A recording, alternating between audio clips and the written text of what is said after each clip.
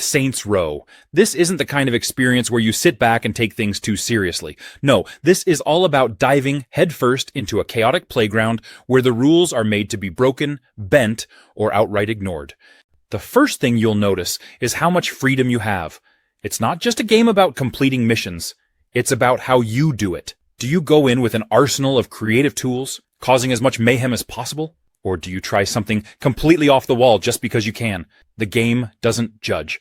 It celebrates whatever ridiculous choices you make, and that's the beauty of it. Customization in Saints Row is a joy in itself. Whether it's your character, your vehicles, or even your weaponry, the game gives you the tools to express yourself in the most outrageous ways possible. Want to rock a look that screams chaos?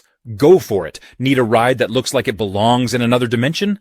You can do that too. The sky's the limit. And the game encourages you to embrace your wildest ideas. The gameplay is all about variety. One moment you're in a high-speed chase that feels like an action movie on steroids, and the next you're doing something so over the top that you'll have to pause just to laugh at the sheer absurdity. And the missions, they don't hold back. Each one feels like a new, overblown adventure designed to surprise you at every turn.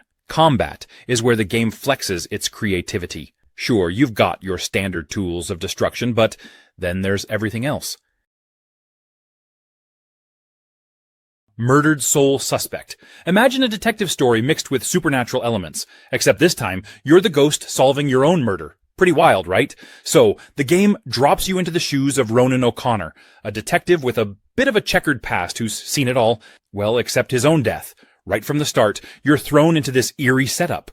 You've been killed, and now as a ghost, your mission is to figure out who did it and why. It's got this whole unfinished business angle going on, and I'll tell you, it's actually pretty engaging to play detective as a ghost. There's something super satisfying about piecing together clues from beyond the grave, and as you investigate, you start to unravel not just your own murder, but a bunch of other mysteries around the town. It's like being the ultimate fly on the wall, only, slightly more ghostly. One thing I really enjoyed is how you're not just wandering around aimlessly as a ghost. You've got this bag of ghostly tricks, and it's so fun to mess around with them.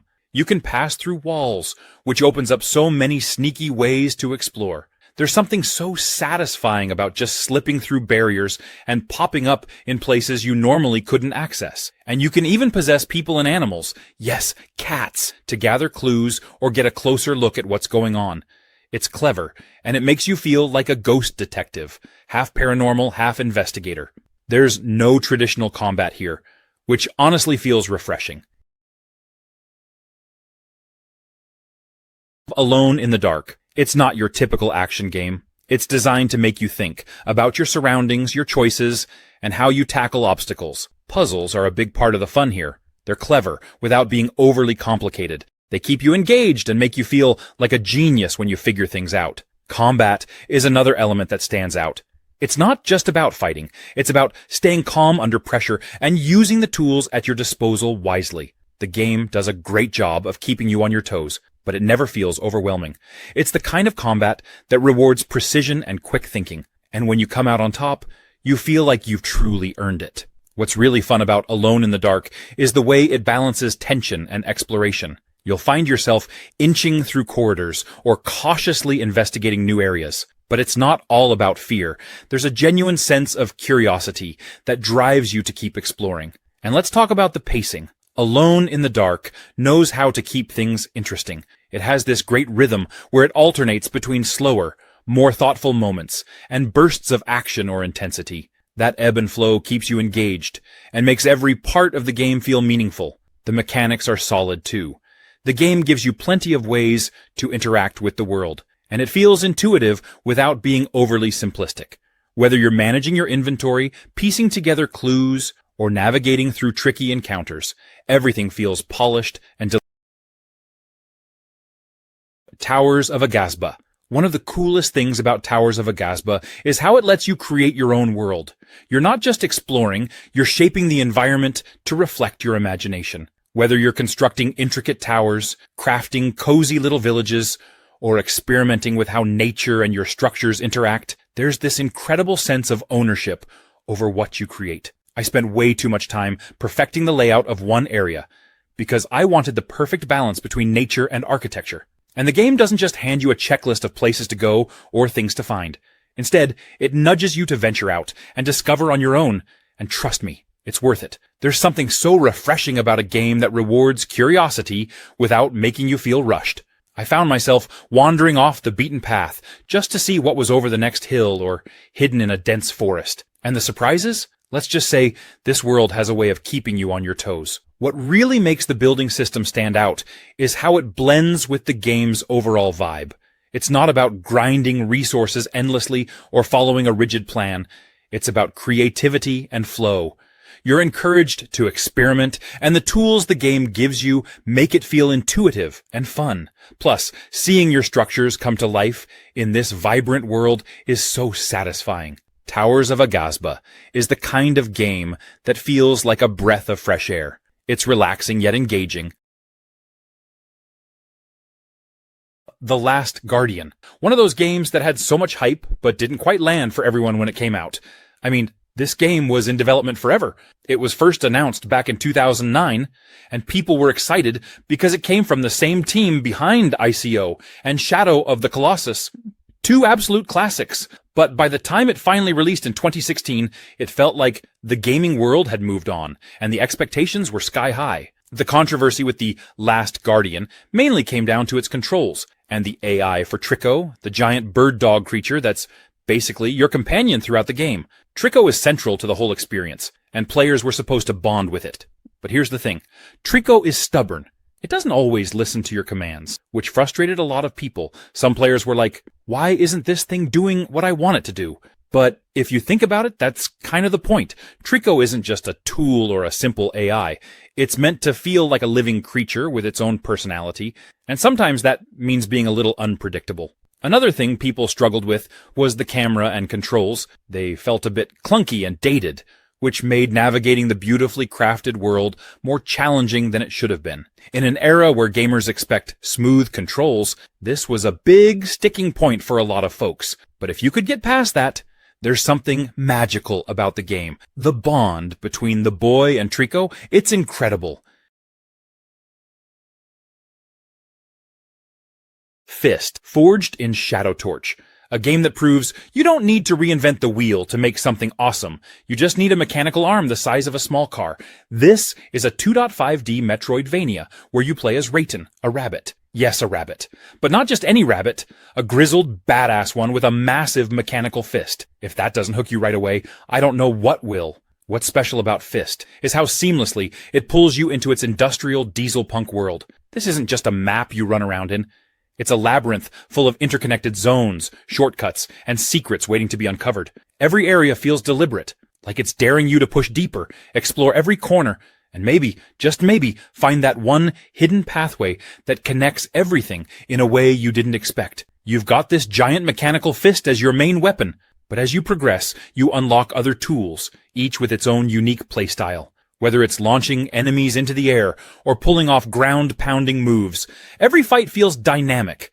The game constantly encourages you to experiment and master your arsenal, which makes combat feel fresh even hours in. Exploration is another highlight. You'll run into areas that seem just out of reach, and then later you'll unlock an ability or a gadget that makes you go, oh, that's how I get there. It's this constant loop of discovery and reward that keeps you hooked. The world feels alive, almost like it's testing your curiosity, and trust me, it's worth poking around every nook and cranny. Quiet Place, the road ahead. You know how the movies had us holding our breath and watching every little sound? Well, this game captures that same heart-pounding tension, and somehow makes it even more immersive. It's like stepping into the world of A Quiet Place. Only this time, you're the one who has to survive the silence. What's immediately striking about the game is how it makes sound, or the lack of it, a core part of the experience. Most games thrive on big, bombastic action and booming soundtracks, but here, silence is your lifeline. Every step, every interaction, every decision you make revolves around avoiding noise. It's a fresh, nerve-wracking twist on survival gameplay that really keeps you on your toes. But what makes this game truly special is how it puts you in the driver's seat. It's not just about running or hiding. It's about making smart choices. Do you risk making noise to get what you need, or do you take the long, silent route and hope for the best? Every decision feels weighty, because one wrong move could mean a very bad day. The gameplay strikes a great balance between exploration, stealth, and survival. It's not a straightforward horror game where you're just trying to outrun the monsters. It's about living in this world, figuring out how to survive, and maybe even thrive. The stealth mechanics are intuitive and satisfying, and every successful sneak feels like a little victory. The game keeps you engaged by mixing up the challenges. Sometimes you're solving environmental puzzles. Other times, you're desperately trying to avoid making a sound while danger lurks nearby. Pacific Drive. It's not your typical driving game.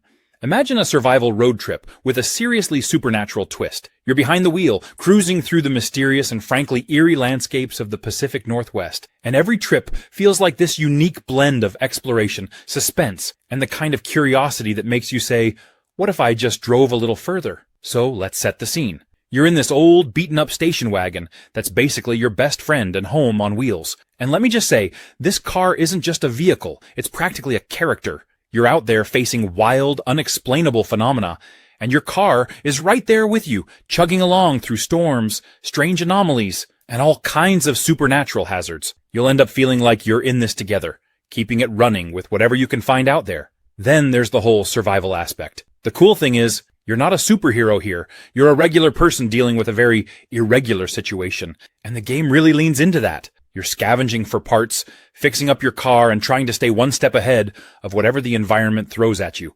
It's got this real DIY vibe, where you're constantly tinkering with your ride, patching things up with duct tape and spare parts. There's something super satisfying about it, because each little upgrade or repair you make feels hard-earned. And since you don't know what you're going to face next, every tweak to your car feels like you're prepping for the unknown. And of course, the game has a way of making you care about that rusty car.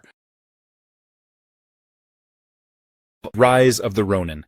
If you've ever wanted to step into the shoes of a samurai in a world at the crossroads of history, then this game is going to blow your mind. Right away, you're thrown into 19th century Japan, an era filled with massive change, where tradition and modernization are colliding. It's like being part of a living, breathing history lesson, only with swords, epic battles, and this incredible atmosphere that just pulls you in. The combat is where it truly shines. It's got that classic samurai swordplay feel, but there's a modern twist too.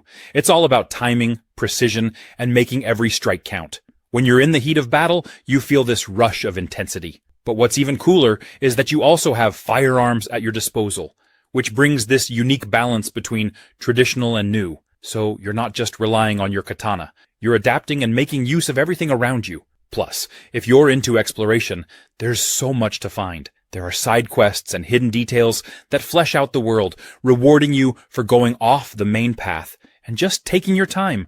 It's the kind of game that encourages you to slow down, appreciate the world, and really immerse yourself in the experience. Beyond the battles, Rise gives you these powerful story moments that make you feel connected to the people and the history of the era. You're not just a fighter, you're a part of the world's story, shaping events as they unfold. The choices you make feel impactful, and there's this sense of weight to each decision. Psychonauts 2.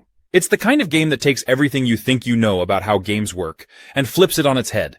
Every step you take in this game feels like entering a world that's completely its own, full of imagination and creativity that you don't see every day. At its core, Psychonauts 2 is about exploring minds. Yes, minds. Your job is to delve into people's brains, unravel their mental struggles, and set things right. But this isn't a grim or heavy game. It's hilarious, playful, and filled with moments that'll leave you shaking your head, thinking, did they really just do that? The big draw here is the level design.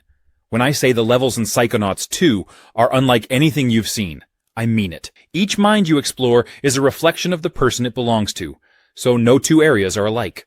One minute, you're walking through a metaphorical manifestation of someone's deepest fears. The next, you're running around a mind that looks like a neon-soaked dreamscape.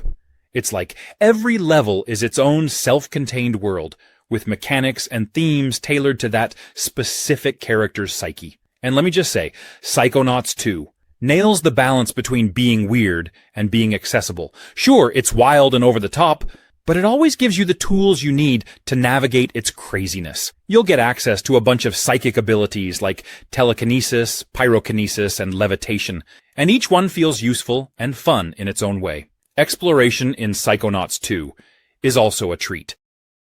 ICARUS. This is survival gaming at its most intense and rewarding. ICARUS drops you onto an alien planet, where every moment is a test of your ability to adapt, craft, and endure. It's not just about staying alive, it's about thriving in a world that constantly pushes back. The gameplay revolves around timed missions, called prospecting sessions. You're sent down to the surface of ICARUS with specific objectives, a time limit, and nothing but your wits and a few basic tools to get started. The pressure is real, because if you don't complete the mission and return to your orbital station on time, everything you've built, gathered, or crafted gets left behind. That ticking clock adds a unique layer of urgency to every decision you make. Crafting is a huge part of what makes ICARUS so engaging. Starting with the basics, simple shelters and tools, you quickly work your way up to advanced technologies that can mean the difference between success and failure. It's incredibly satisfying to see your progress unfold as you unlock better gear, stronger weapons, and more efficient ways to gather resources. The balance of survival mechanics keeps you on your toes, with hunger, thirst, and extreme weather conditions always lurking in the background. The environment feels alive and unpredictable. From lush forests to frozen tundras, each biome comes with its own challenges and resources, pushing you to think strategically about where to set up camp and how to approach your mission. SLITTERHEAD. What makes SLITTERHEAD special is its gameplay. This isn't your typical run and gun, or even your average survival horror. It's a clever mix of combat, exploration, and tension. The controls feel smooth and intuitive, which is critical when you're navigating situations that can flip from calm to chaos in a second. Every button press feels purposeful, and that's what you want in a game like this. No fumbling around when things heat up.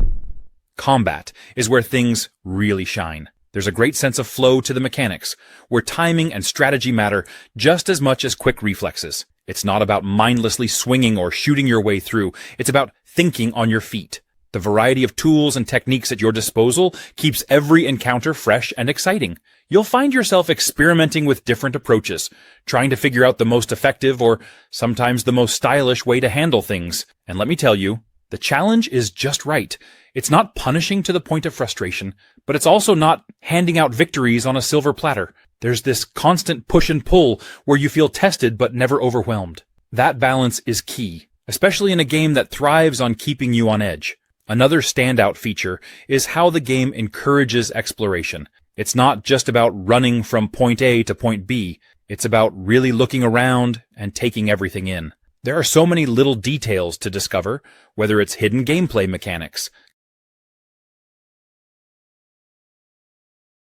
WITCHFIRE. It's one of those games that makes you feel like an absolute badass. You're not just blasting enemies with guns, though the guns are fantastic. You're combining that with spellcasting. It's like Doom met Dark Souls, and decided to throw in a pinch of Harry Potter for good measure. You're weaving between foes, firing off rounds, dodging attacks, and unleashing devastating magical abilities. It's fast, fluid, and so satisfying when you get into the rhythm. The combat has this amazing flow to it. It's not about running and guns blazing.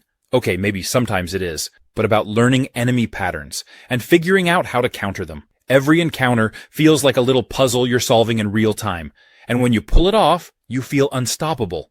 What's cool is how it gives you the freedom to play your way. Are you a long-range sniper kind of player? Go for it. Prefer getting up close with devastating spells and melee attacks?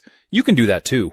The weapons and abilities are varied enough that experimenting feels rewarding, and I found myself switching up my style just because I wanted to try something new. And let's not forget the enemies. These guys aren't your average cannon fodder. They're smart, relentless, and creepy in the best way possible. Some of them will straight up hunt you down, while others require you to think on your feet to take them out. The first time I ran into a particularly nasty foe, I panicked, flailed around, and then somehow survived by the skin of my teeth. It was equal parts terrifying and thrilling, and I loved every second of it. Genshin Impact. This game opens up a huge, vibrant world packed with breathtaking landscapes, lively towns, and plenty of secrets waiting to be found. It's a place that invites you to explore at your own pace, whether that means climbing towering mountains, gliding through the air, or diving into hidden caves. The world feels alive, full of things to discover, and challenges around every corner. Combat here is smooth and engaging, blending fast-paced action with clever elemental mechanics. You switch between characters on the fly, each with their own unique abilities tied to elements like fire, water, or wind. Combining these elements in battle creates satisfying reactions that add layers of strategy without ever slowing down the flow. It's not just about hitting buttons, it's about timing and creativity. Characters themselves are a huge part of the fun. There's a wide roster with distinct personalities and playstyles, so swapping your team members and experimenting with their skills feels fresh. Whether you prefer close-range swordplay or long-distance magic, there's something for everyone, and upgrading your characters adds a rewarding sense of progression.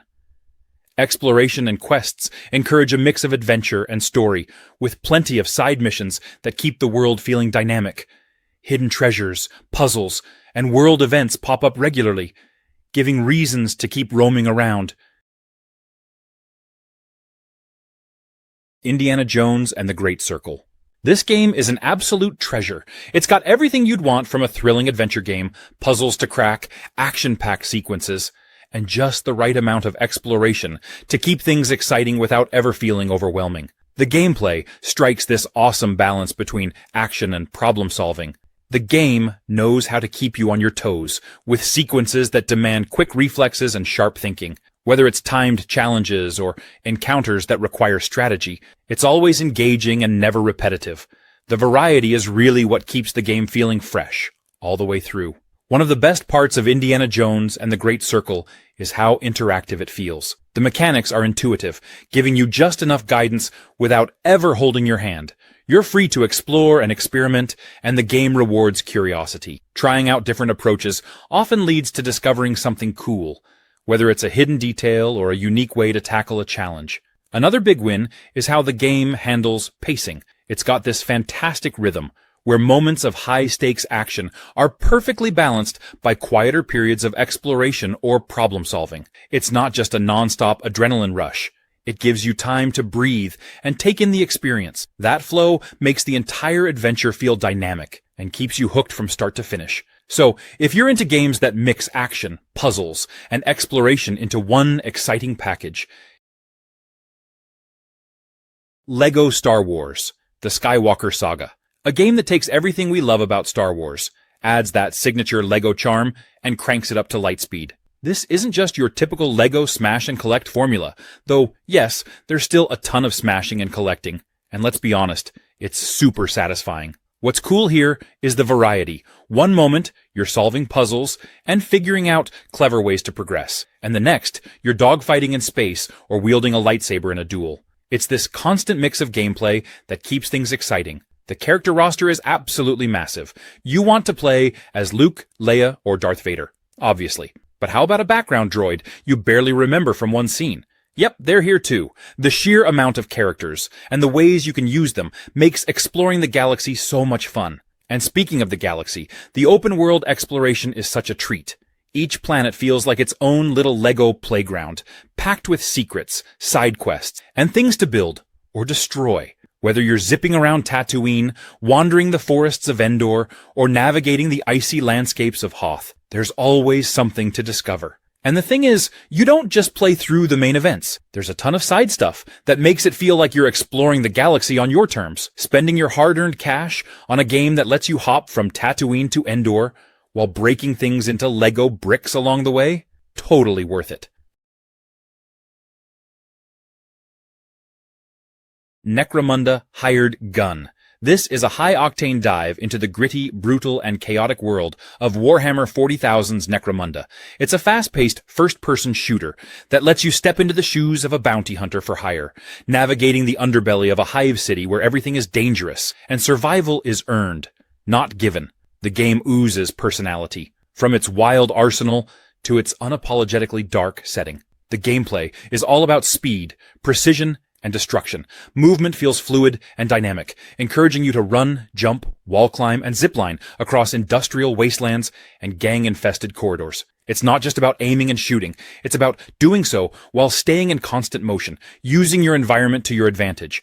Every encounter feels like a deadly dance, where one wrong step could turn the tide against you. The weapons are an absolute blast, and the arsenal is as diverse as it is destructive. Shotguns that obliterate enemies at close range, sniper rifles for picking off targets from a distance, and over-the-top energy weapons that scream Warhammer. Each weapon feels powerful and satisfying, and upgrading them adds another layer of customization that lets you tailor your loadout to fit your playstyle. The firepower isn't just fun, it's essential when dealing with the sheer variety of enemies the game throws at you. Combat in Necromunda. Hired Gun is frenetic and rewarding. It's not just about mowing down waves of enemies.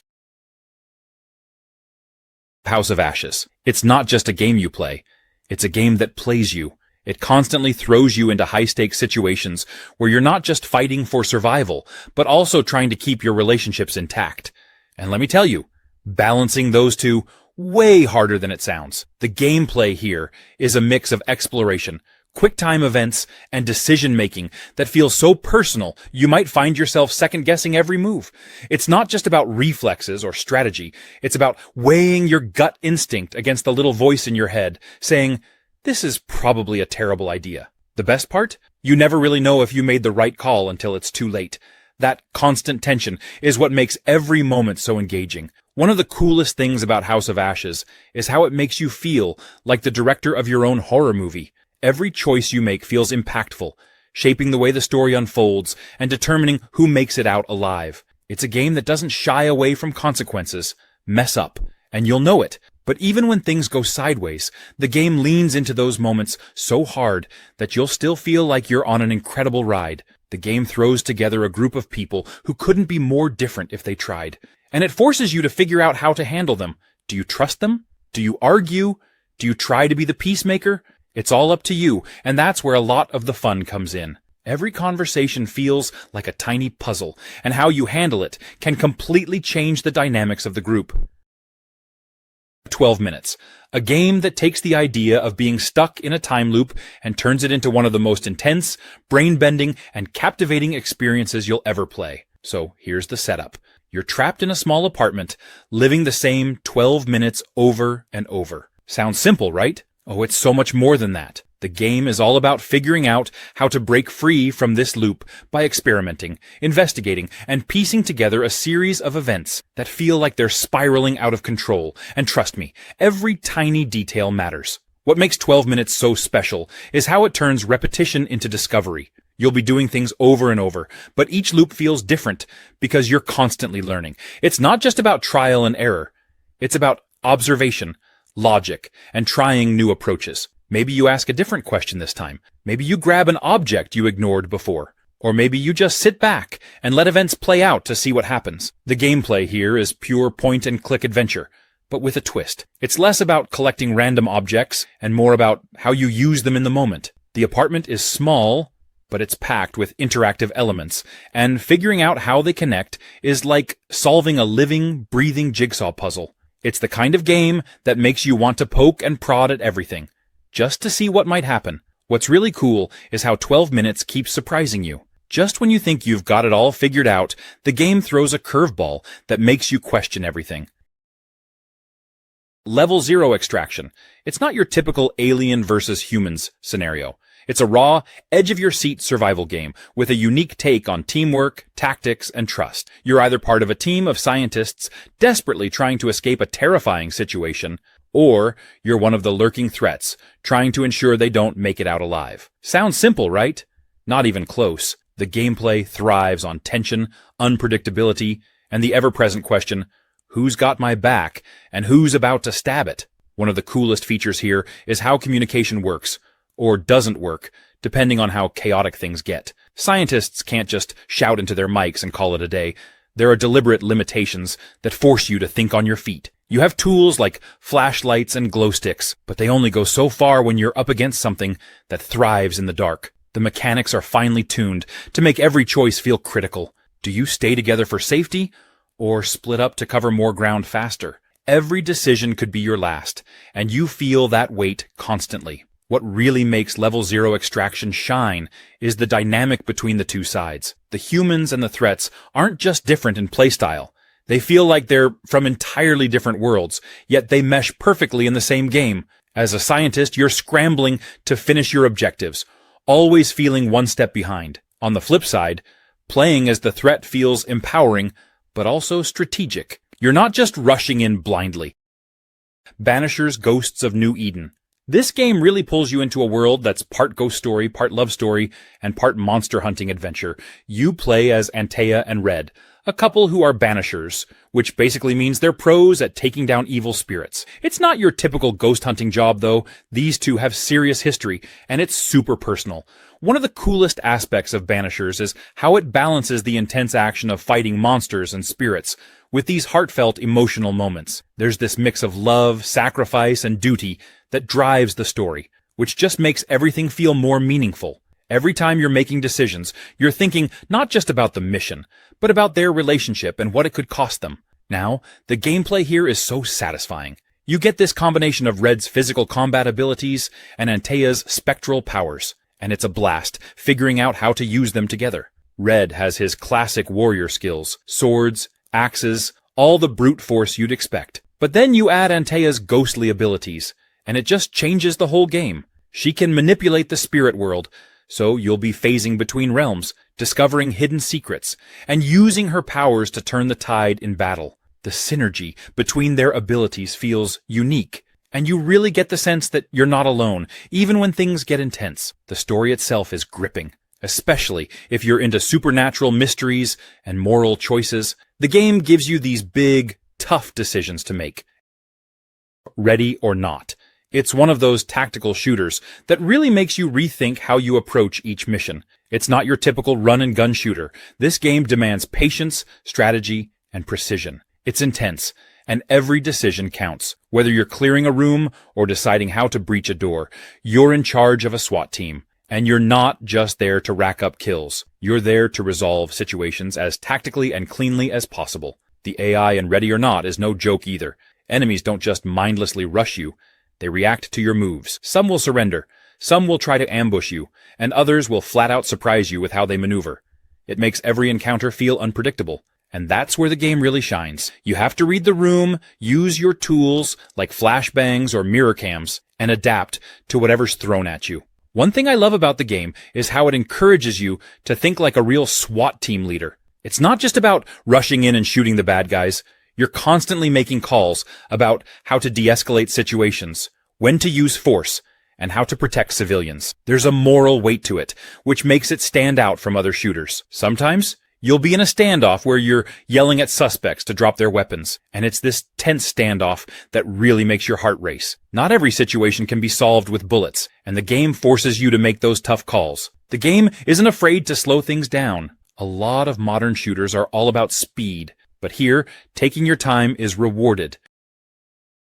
Jump Force. It's the ultimate playground where some of the most iconic characters from your favorite Shonen Jump series come together to duke it out in high-energy, over-the-top battles. This game takes the idea of what if my favorite anime characters could fight each other, and makes it an explosive reality. At its core, Jump Force is all about the fights. It's not just about who's stronger or faster. It's about flashy, larger-than-life moves, jaw-dropping combos, and that thrill of unleashing an ultimate attack that feels like it's ripped straight from an anime episode. Whether you're pummeling your opponent with rapid-fire punches or summoning a massive energy blast, every move feels impactful and ridiculously cool. The roster is an absolute dream for anime fans. Jump Force brings together characters from series like Dragon Ball, One Piece, Naruto, Bleach, and so many more. Each fighter has their own unique style, and figuring out who fits your playstyle is a huge part of the fun. Maybe you prefer a character with devastating ranged attacks, or someone who thrives in up-close brawls. There's a fighter for every kind of strategy. The battles themselves are fast-paced, chaotic, and full of spectacle. The 3D arenas are wide open, giving you plenty of space to dash, jump, and pull off cinematic attacks. The dynamic environments add another layer to the action, with elements of the stage reacting to the chaos. Jump Force doesn't try to be subtle. It wants to deliver big, loud, and visually stunning fights. RIME. It's a beautifully crafted puzzle adventure that feels like stepping into a living painting. It's a game where exploration and curiosity take center stage, letting you wander through a mysterious island full of secrets and surprises. Every corner feels like it has a purpose, and the sense of discovery as you uncover what's next is one of the most rewarding aspects. The heart of the game lies in its puzzles. They're woven seamlessly into the environment, making you feel like part of the world rather than just solving tasks. From manipulating light and shadows to uncovering hidden paths, the puzzles encourage creative thinking. None of them feel overwhelming, but they always leave you with a sense of satisfaction when you figure them out. The island itself is a character in its own right. It has distinct areas that each feel unique, filled with ancient ruins, strange structures, and captivating landmarks that draw you in.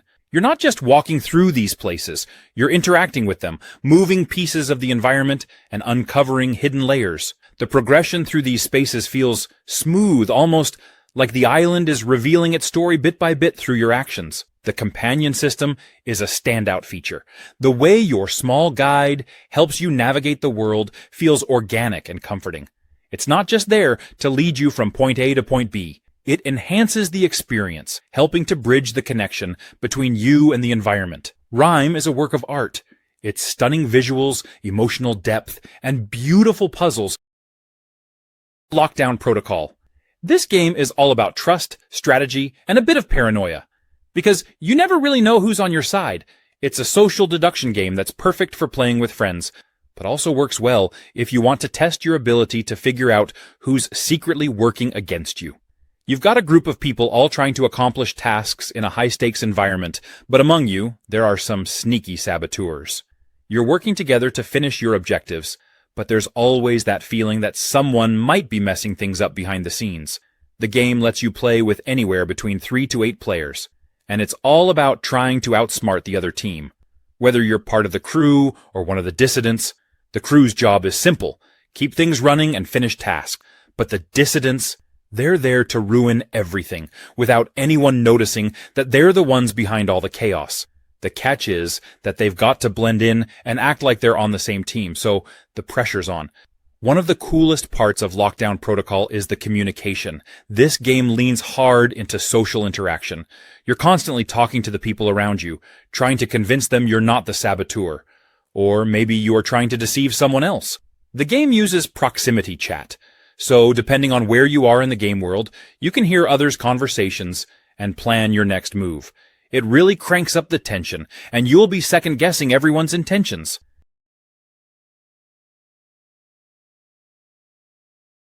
The Thaumaturge.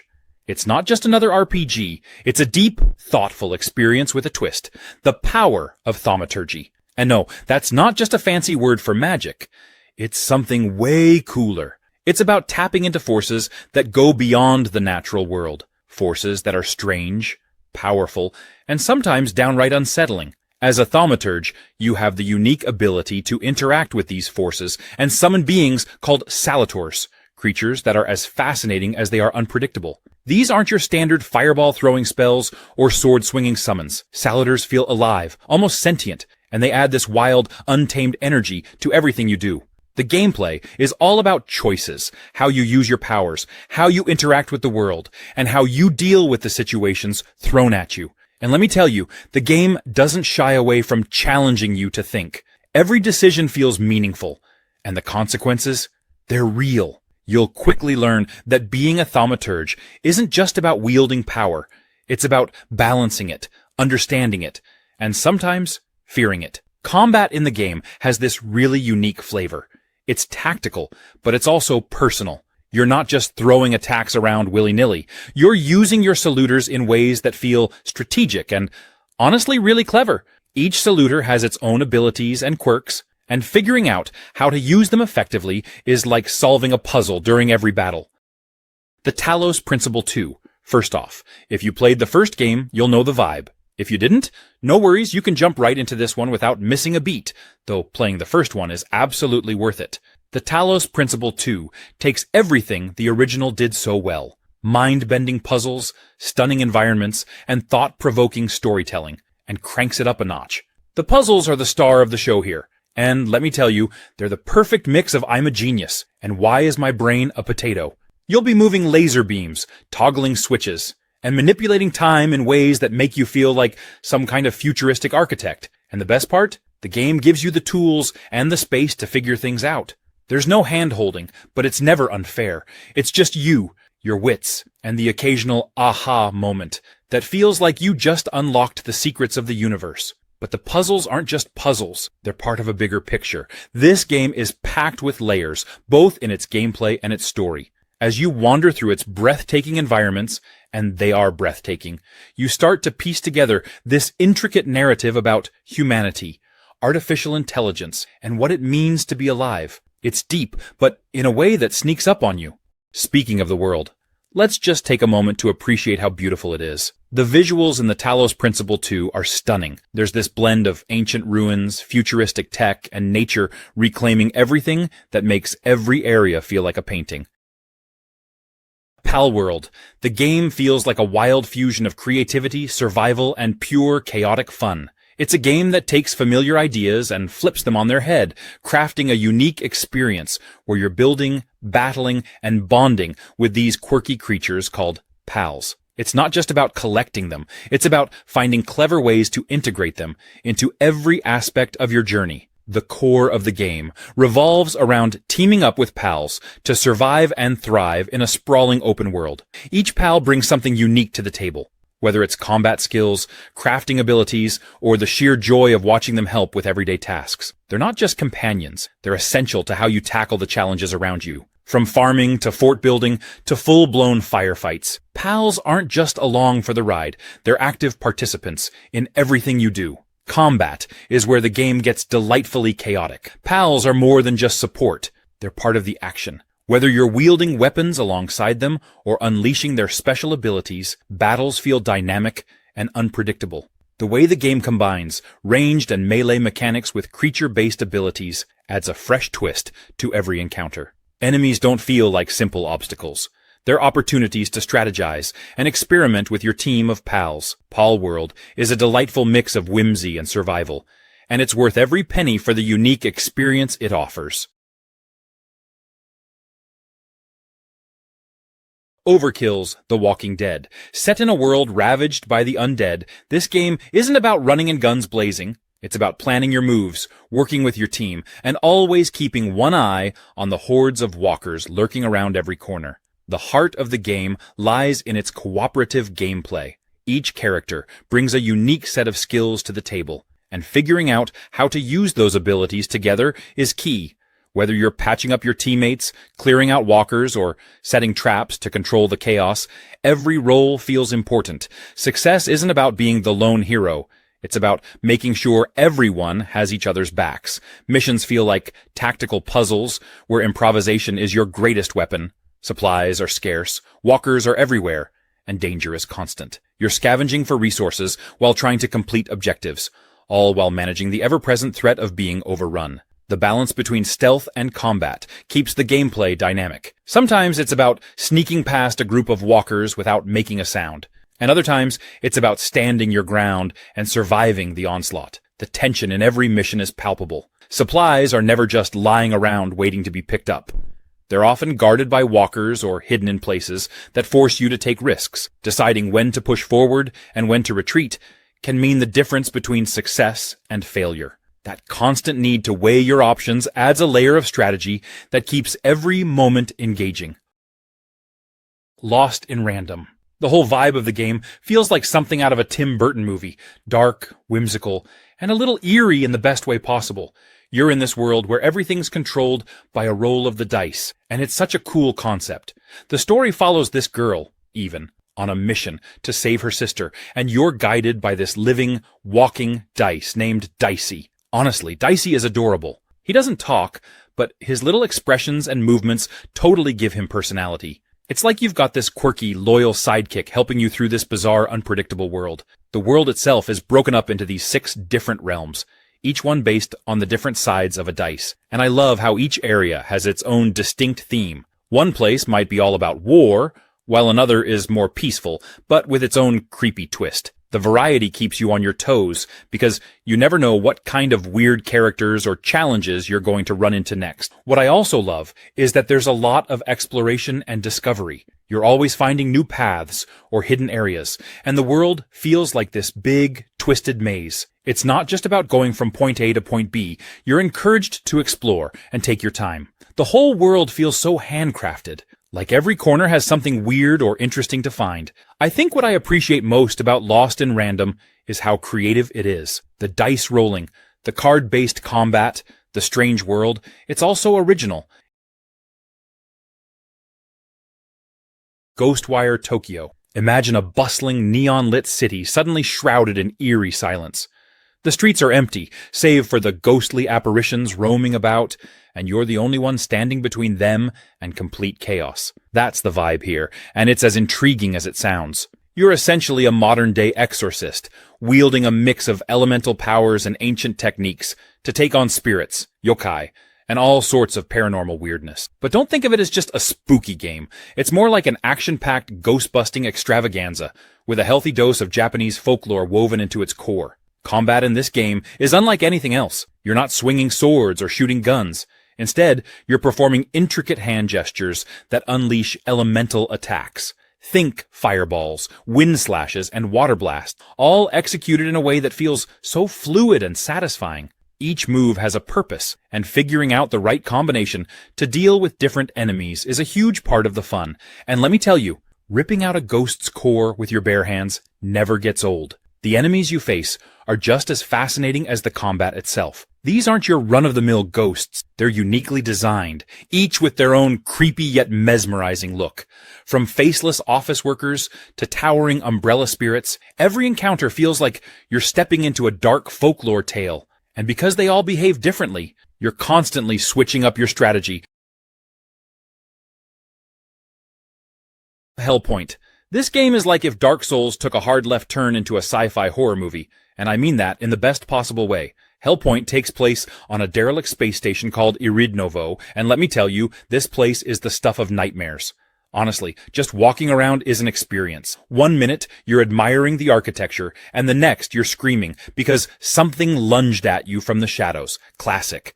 The combat is methodical and punishing, but not in a way that feels unfair. It's all about timing, positioning, and learning from your mistakes. And trust me, you will make mistakes. This is one of those games where dying isn't the end of the world. It's just part of the learning process. You'll respawn, take a deep breath, and try again. And when you finally beat that tough enemy, or make it through a particularly gnarly section, oh, the satisfaction. It's like winning a mini lottery. One of the coolest things about HELLPOINT is how much freedom it gives you. There's no hand-holding here, which I know can sound intimidating, but it's actually really refreshing. The game just kind of says, here's this massive, creepy space station.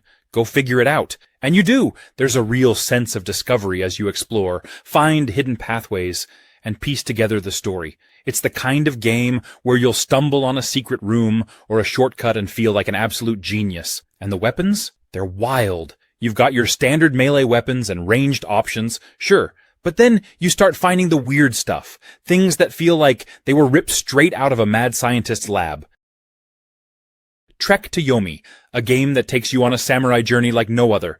You're stepping into the sandals of a samurai, navigating a world filled with challenges, duels, and a deep sense of purpose. It's not just about the combat, though that's a huge part of it. It's also about exploration and how you immerse yourself in this journey. The game balances action with a sense of calm, giving you moments to breathe before diving into another intense encounter. The combat is sharp, literally and figuratively. Every swing of your sword is precise, and the game really rewards you for mastering the art of timing and positioning.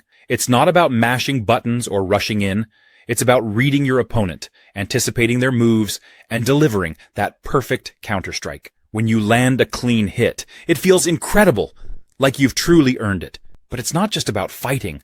Trek to Yomi has these moments where you'll find yourself taking in the world around you, noticing the smaller details, and appreciating the balance between the chaos of battle and the tranquility of the journey. Whether you're navigating through a quiet village or facing off against a new foe, there's always something to keep you on your toes. It's not just about flashy moves or endless enemies. It's about discipline, focus, and respecting the craft of the warrior.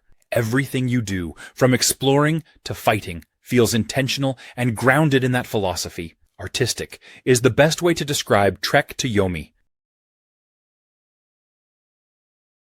Until Dawn Remake. What makes Until Dawn so unique is that you're the one guiding the story.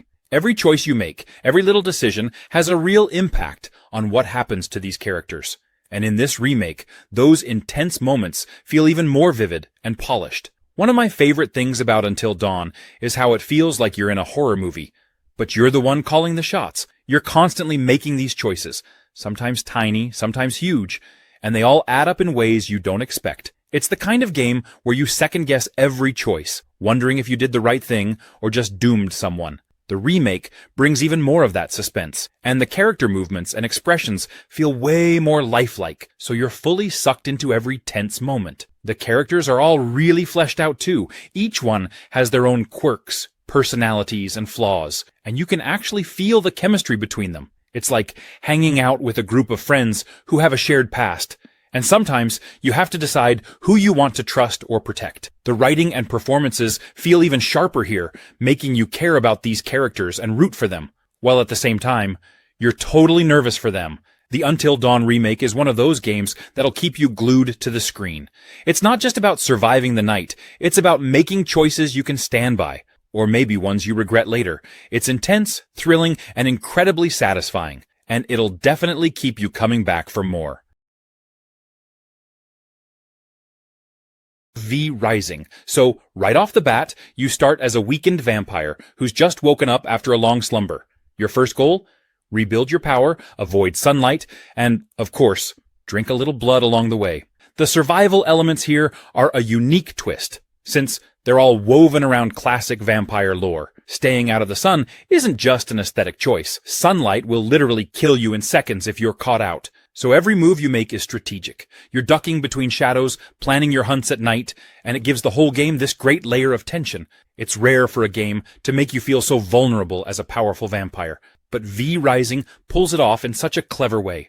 There are forests, eerie castles, haunted villages, and a lot of places just begging to be explored.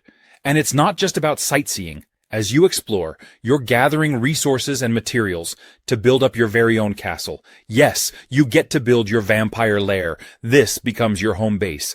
And you can customize it however you like, filling it with coffins, crafting stations, and all the gothic decor you can dream up. The castle building aspect adds this fun, creative twist to the game. Combat is another area where V Rising really shines. It's not just hack and slash. There's actually a lot of skill involved. You have a range of vampire abilities you can unlock, like dashing around enemies, summoning dark magic, or even transforming into different forms. It's fast-paced and feels super satisfying. Darksiders 3. It's one of those games that brings back the classic hack-and-slash vibe, but with a modern twist. You play as Fury, one of the 4 horsemen of the apocalypse, and man, she's got a serious attitude. I loved how her character is all about being fierce, independent, and, well, fiery.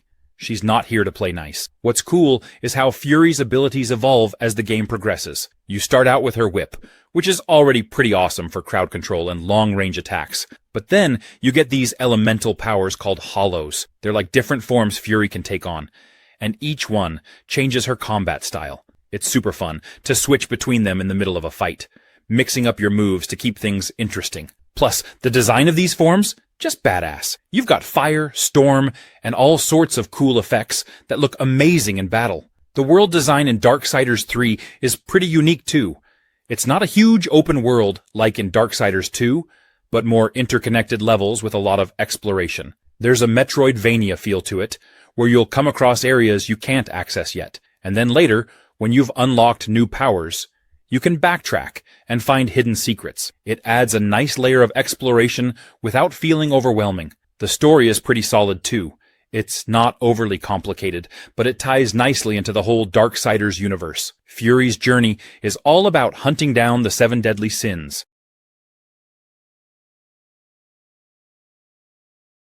Call of the Sea. If you're in the mood for something a little different, something vibrant, mysterious, and dripping with heart, this game should be on your radar. It's not about high-octane action or gritty battles. Nope. This is a game that invites you to slow down, soak in the scenery, and get lost in a beautifully crafted story. The premise of Call of the Sea is pretty simple, yet totally intriguing. You play as Nora, a woman searching for her missing husband on a strange, uncharted island. But here's the twist. This island isn't just any island. It's bursting with mystery and an air of otherworldly magic. From the moment you arrive, you know you're in for something special. As you delve deeper, you'll encounter ruins, puzzles, and little details that hint at something much bigger and a bit stranger than you might expect. And let me tell you, the puzzles in this game are so satisfying. They're challenging enough to make you think, but never so frustrating that you feel stuck for hours. It's the kind of game that rewards you for paying attention to your surroundings. Every little detail, an engraving on a rock, a piece of paper tucked away in a corner, could be the key to solving the next puzzle. And when you do figure it out, it's such a rewarding moment. What I really love about Call of the Sea is how unique it feels. It's not trying to be a blockbuster game or follow any trends. Instead, it carves out its own little niche as a thoughtful, beautiful, and emotionally resonant adventure. It's a game that reminds you why you love exploring new worlds. Sonic Forces. This game is like a turbocharged joyride through Sonic's world, packed with all the speed and excitement you'd expect. The levels are a blast to zip through, full of twists, loops, and obstacles that keep your heart pounding and your thumbs busy. It nails that feeling of going super fast while dodging everything in your path, which is what Sonic's all about. One of the coolest parts is making your own custom character. You get to pick how they look, what they wear, and even what abilities they bring to the table.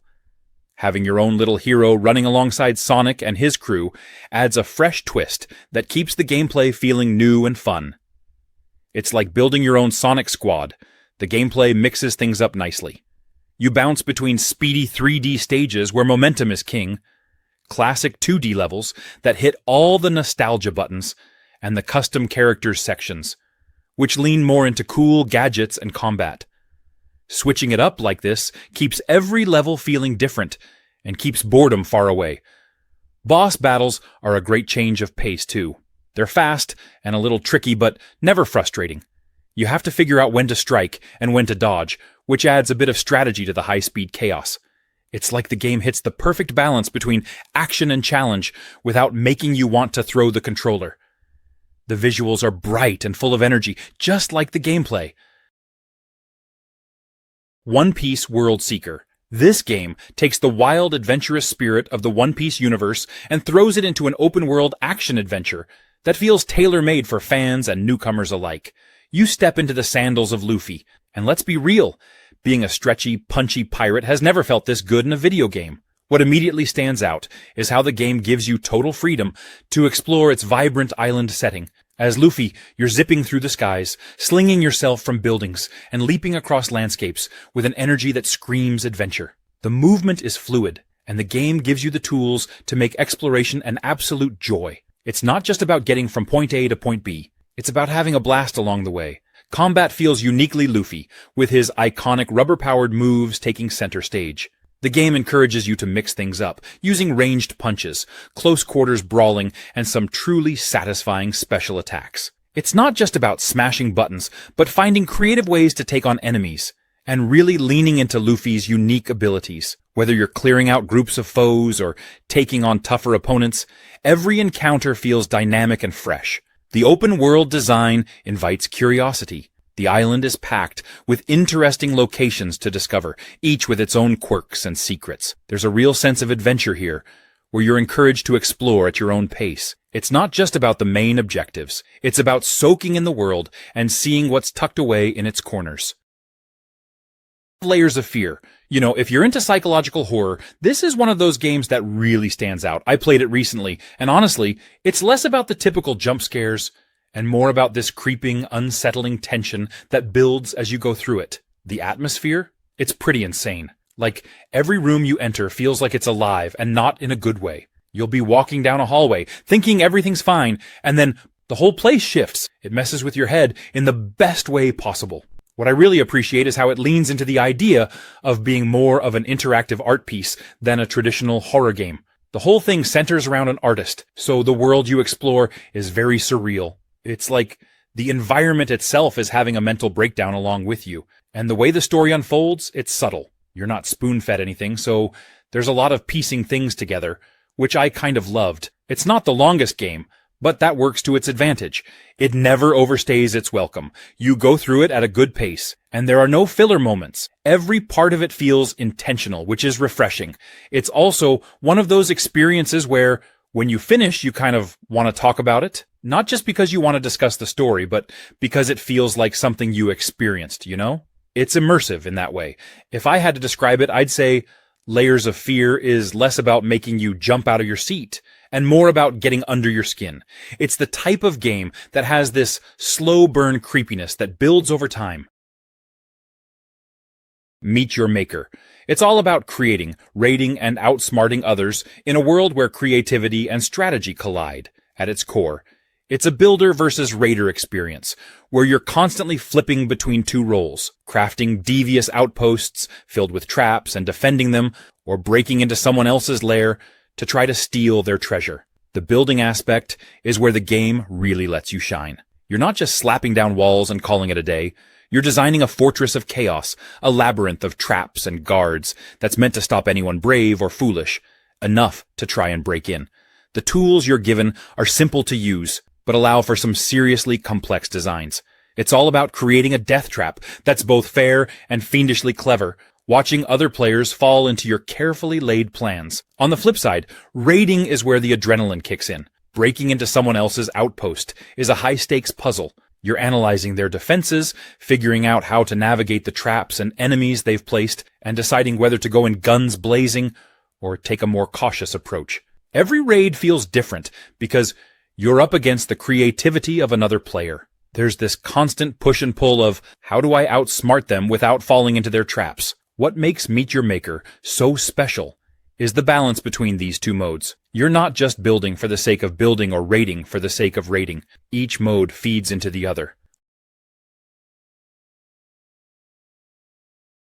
The Dark Pictures Man of Medan. The game is all about choices and consequences.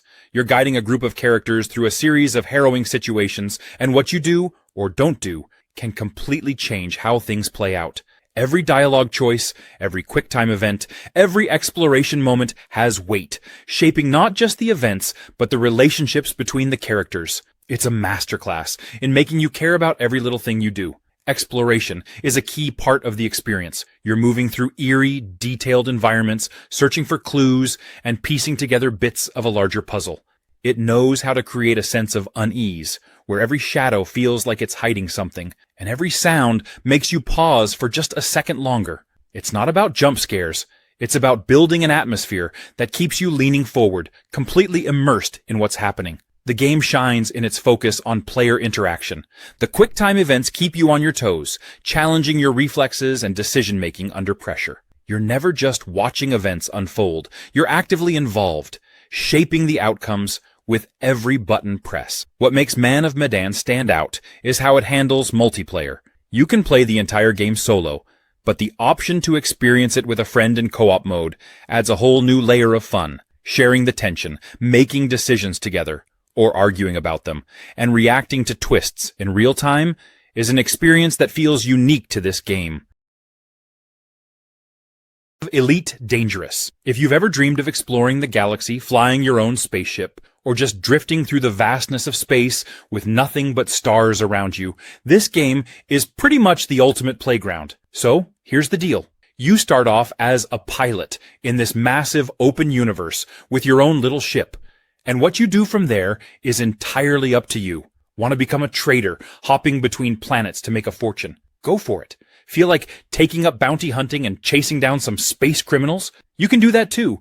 Or maybe you just want to be an explorer, mapping out the farthest reaches of the galaxy. There's a real sense of freedom here that's incredibly satisfying. No one's telling you where to go or what to do. Your journey is 100% yours. One of the things that really makes Elite Dangerous special is just how massive it feels. And I mean massive. The game's universe is modeled after our real Milky Way galaxy, so there are literally billions of star systems to explore. If that sounds mind-blowing, that's because it is. You're out there discovering star systems, planets, nebulae. It's a space nerd's dream. And even though it's a simulation, it feels surprisingly immersive. Flying in Elite Dangerous feels so realistic too. The controls are complex, but deeply rewarding once you get the hang of them. You're controlling pitch, yaw, speed, and even stuff like heat management. It's intense, and it gives you that sense of, yes, I'm actually piloting this thing. Little Hope. It's a part of the Dark Pictures anthology, which means you're in for a cinematic, choice-driven adventure where every decision you make carries weight. Little Hope is all about putting you in control of a group of characters as they navigate a series of increasingly strange and spine-tingling situations. But this isn't just about surviving, it's about figuring things out. It's like the game wants you to put on your detective hat while simultaneously making sure you're on edge the entire time. Every step forward feels like peeling back a layer of mystery, and trust me, it's not always what you expect. Every dialogue option, every quick decision, and even the times when you hesitate all matter. The game is basically keeping score, and your decisions ripple through the story in ways that can catch you off guard. It's not just about staying alive, it's about shaping the narrative in real time. And yes, that can lead to some wild, unpredictable outcomes, whether it's a life or death moment or just something small that changes the dynamic between characters. You'll find yourself gripping your controller like your life depends on it. The game keeps you on your toes, making sure you're always paying attention. Miss a single beat, and things can take a dramatic turn. But that's part of the fun, right? One of the coolest things about Little Hope is how it encourages replayability. It's like the game is daring you to go back and make different choices just to see what would happen. What if you'd sided with someone else? What if you'd acted differently during a tense moment? Every playthrough feels fresh. Extinction, a game that's all about epic, fast-paced battles against massive foes. This one throws you into a world where towering ogres, called RONIN, are stomping around, threatening everything in their path. Your job? To take them down in the most stylish and exhilarating way possible. The combat in Extinction is the heart of the experience, and it feels uniquely satisfying. You're equipped with speed, agility, and a sword that can slice through just about anything. The key is learning how to use those tools effectively, especially when you're up against foes who are dozens of times your size. These aren't your typical enemies. They're hulking giants with armor to break through, weak points to exploit, and strategies you'll need to master. Traversal is a big part of the fun. You're zipping through the air, running up walls, and leaping onto the RONIN themselves. It's all about finding that perfect moment to strike, whether it's severing a limb to slow them down or building up to a spectacular finishing blow. The movement feels fluid and dynamic, keeping you constantly in motion as you adapt to the chaos unfolding around you. There's a sense of urgency to every encounter. The RONIN are wreaking havoc, and it's up to you to protect the people and the towns they're targeting. You're not just fighting for survival, you're fighting to save what's left of humanity. That adds a layer of pressure to the gameplay, making every battle feel impactful and rewarding when you succeed. Redfall. It's an open-world game, but instead of sprawling wilderness or massive cities, it's all about this eerie, abandoned town with so much personality. You are dropped into the town of Redfall, which has been overrun by vampires. And let's just say they've turned the once charming town into a creepy, yet oddly beautiful dystopia. It's a shooter at its core, but it's not just about mowing down enemies, although there's plenty of that too. The game gives you freedom to approach situations your way. Want to go guns blazing? Do it. Prefer sneaking around and picking enemies off one by one? Totally an option. It's all about playing how you want, and the tools you're given make it so satisfying. And those tools? Let's just say Redfall is big on variety. Each character has unique abilities that add some serious flair to the gameplay.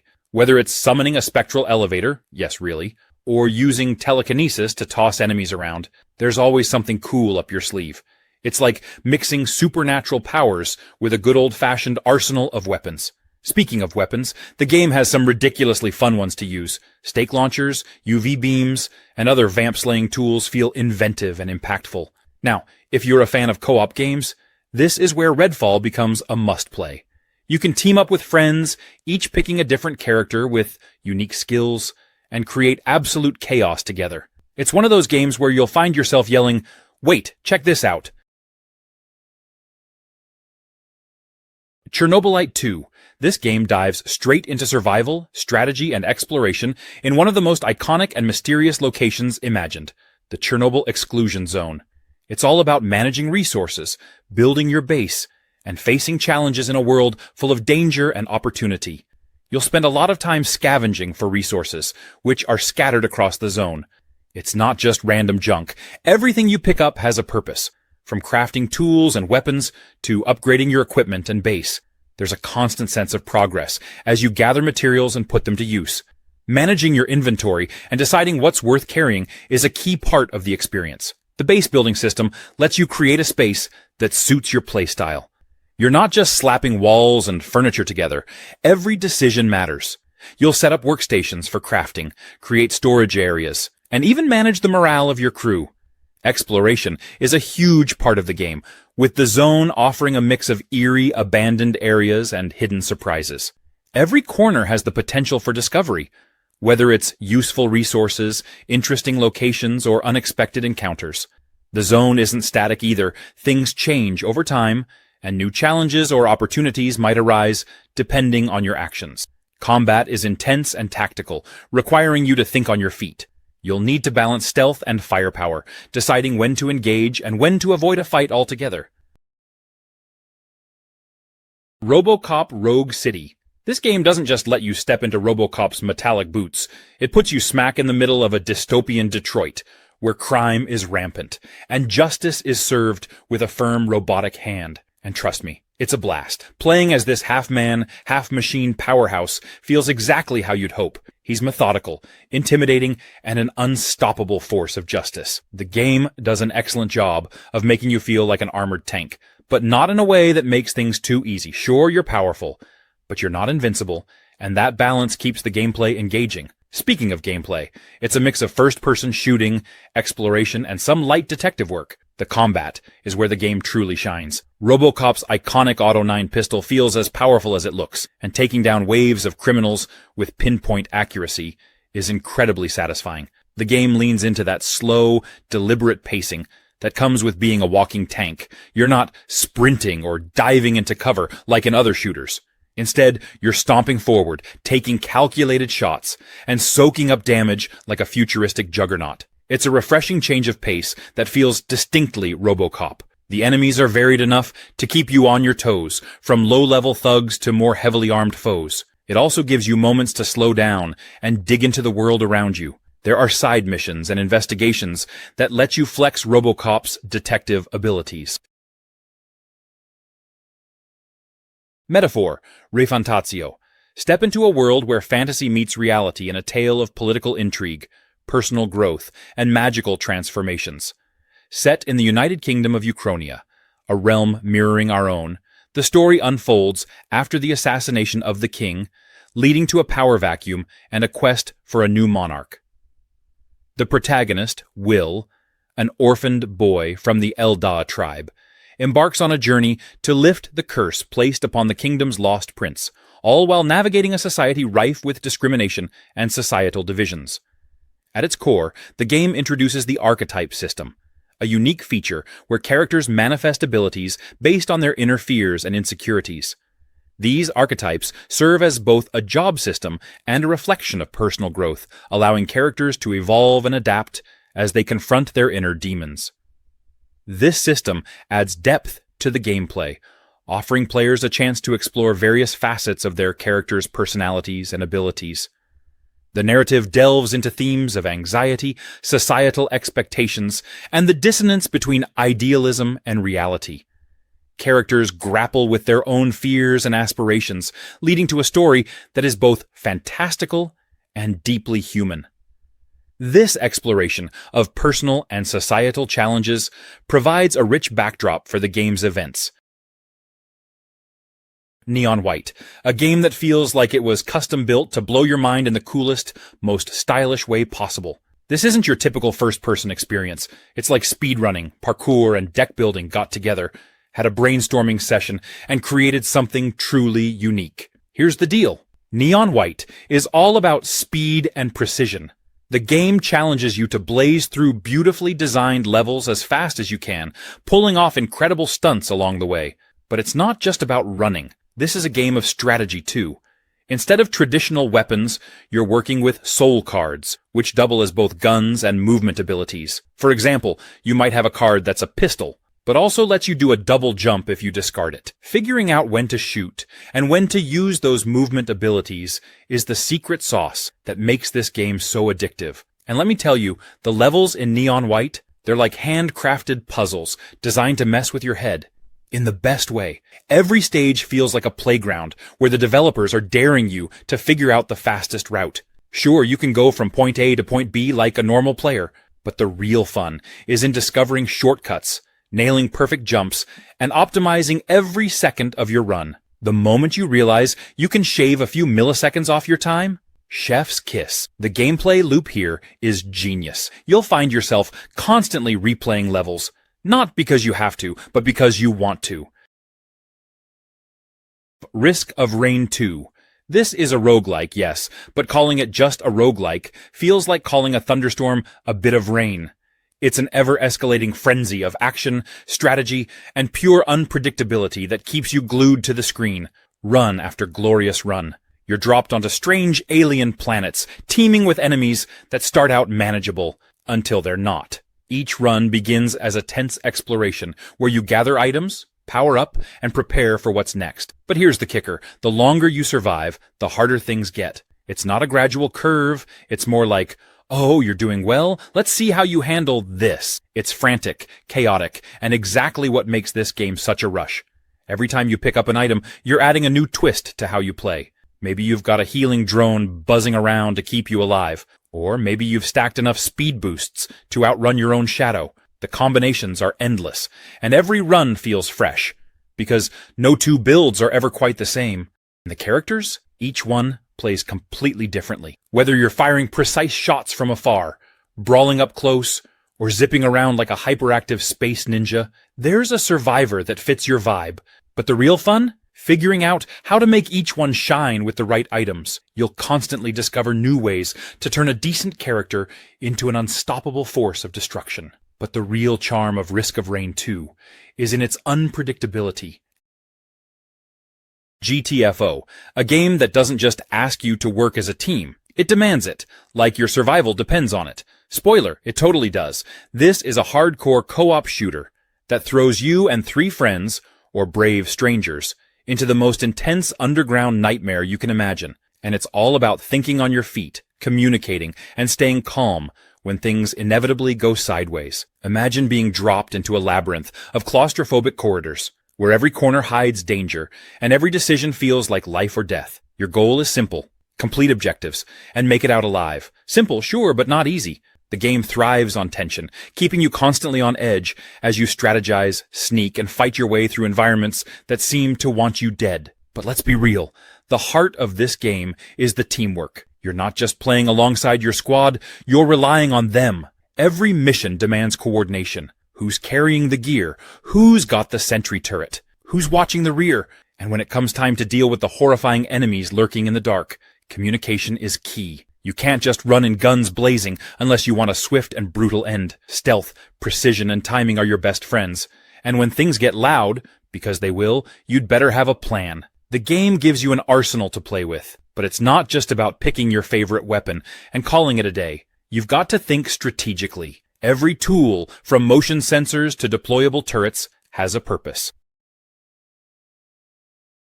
Dreams. It's a game about creation, exploration, and discovering just how far you can push your own ideas, or dive into the genius of others. What sets Dreams apart is its ability to let you do practically anything. You can create your own games, design stunning worlds, or even craft intricate animations. The tools are surprisingly intuitive, designed to be accessible no matter your skill level. It doesn't matter if you've never dabbled in game design before. Dreams gently guide you, making the process feel both exciting and approachable.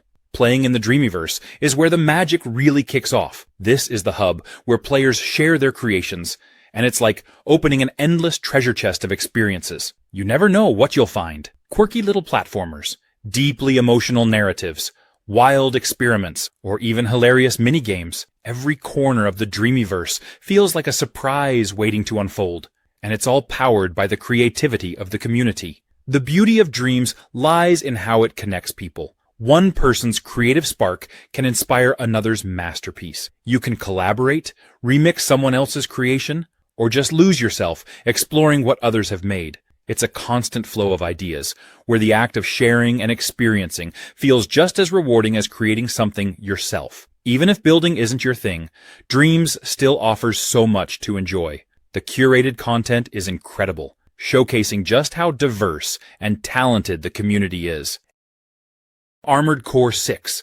It's all about piloting a massive, customizable mech and unleashing mayhem in a way that feels precise, intense, and deeply satisfying. The thrill comes from balancing raw firepower, nimble movement, and strategic thinking, creating an experience that's as rewarding as it is exhilarating. Customization is the heart of this game. Every part of your mech can be tweaked, swapped, or optimized to match your playstyle. Whether you're loading up with heavy weaponry for maximum destruction or fine-tuning for agility and quick strikes, the possibilities feel endless. It's not just about choosing gear, it's about crafting a machine that feels uniquely yours, one bolt and a circuit at a time.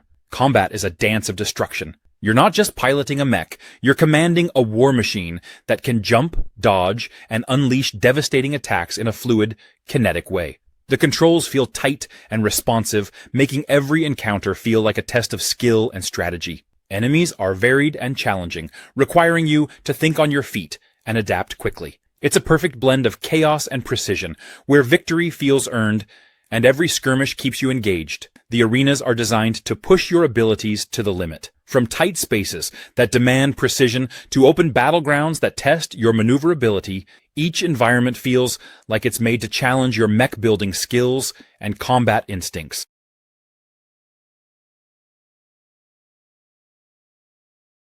Subnautica.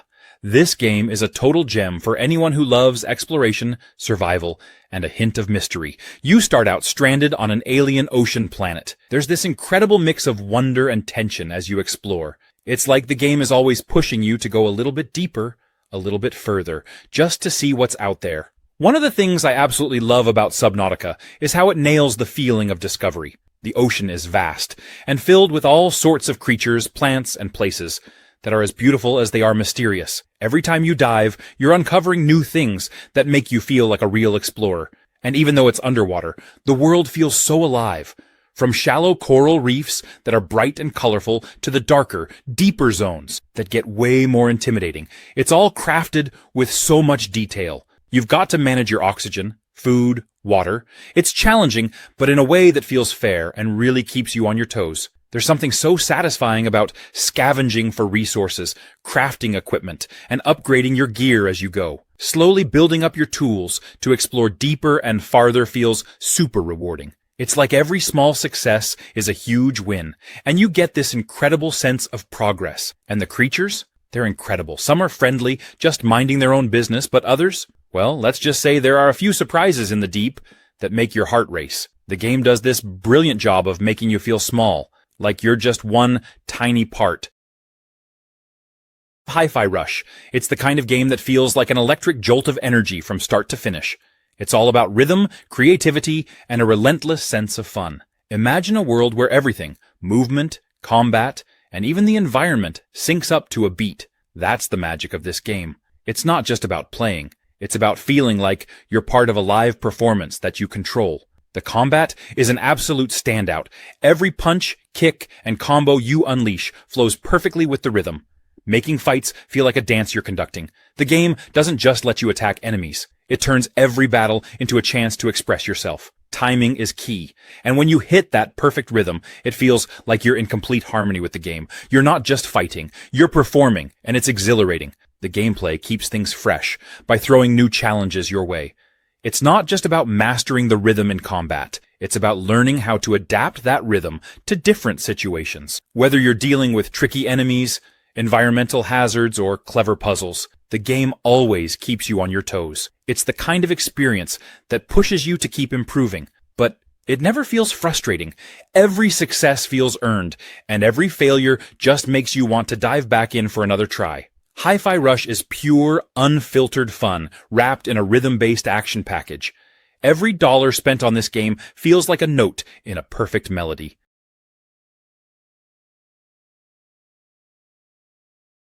REVEIL. Imagine stepping into a mysterious atmospheric carnival with all its uncanny charm, but with just the right dash of horror. That's REVEIL, an exploration-heavy psychological thriller that has you questioning reality and your own sense of direction from the first step. What's great about REVEIL is how it doesn't just hand you a story, it slowly unravels one, piece by piece, while keeping you on edge.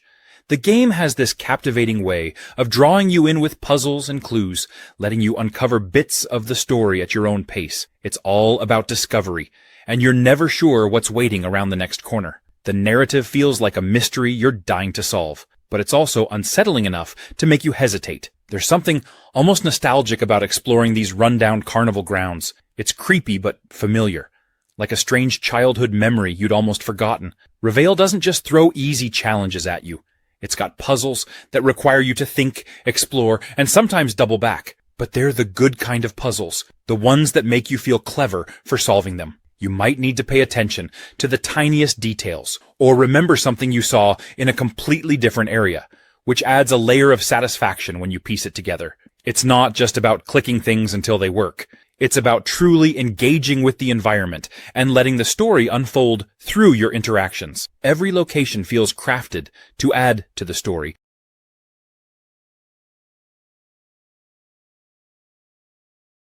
SOULSTICE. The first thing that jumps out about SOULSTICE is its characters. You play as Briar and her sister Lute, who aren't your usual duo. They're bonded together as a chimera, which gives them insane powers. It's such a cool concept because they're essentially two halves of one powerful warrior, each bringing something unique to the fight. Briar is the muscle, swinging around massive weapons and smashing enemies, while Lute is more like a ghostly support, casting spells and holding enemies back with her powers. Their connection gives the gameplay this awesome twist. It's not just about button mashing, but balancing the abilities of both sisters to pull off some crazy combos. Combat is one of SOULSTICE's biggest highlights, hands down. It's fast-paced, fluid, and makes you feel like an absolute force of nature. There's this beautiful rhythm to it, where you're chaining together attacks and figuring out which enemies need Briar's brute strength, and which ones require a little finesse with Lute's support. It's challenging in the best way, because you have to constantly switch between the two sisters' abilities to keep up with the enemies that come at you. One of my favorite things about SOULSTICE is that it's not just pure action all the time. There's a real depth to the story, and to the bond between Briar and Lute. The game actually digs into their relationship, and it's really touching how they work together and depend on each other. Their bond is what keeps them strong, and it adds a layer of heart to all the chaos around them.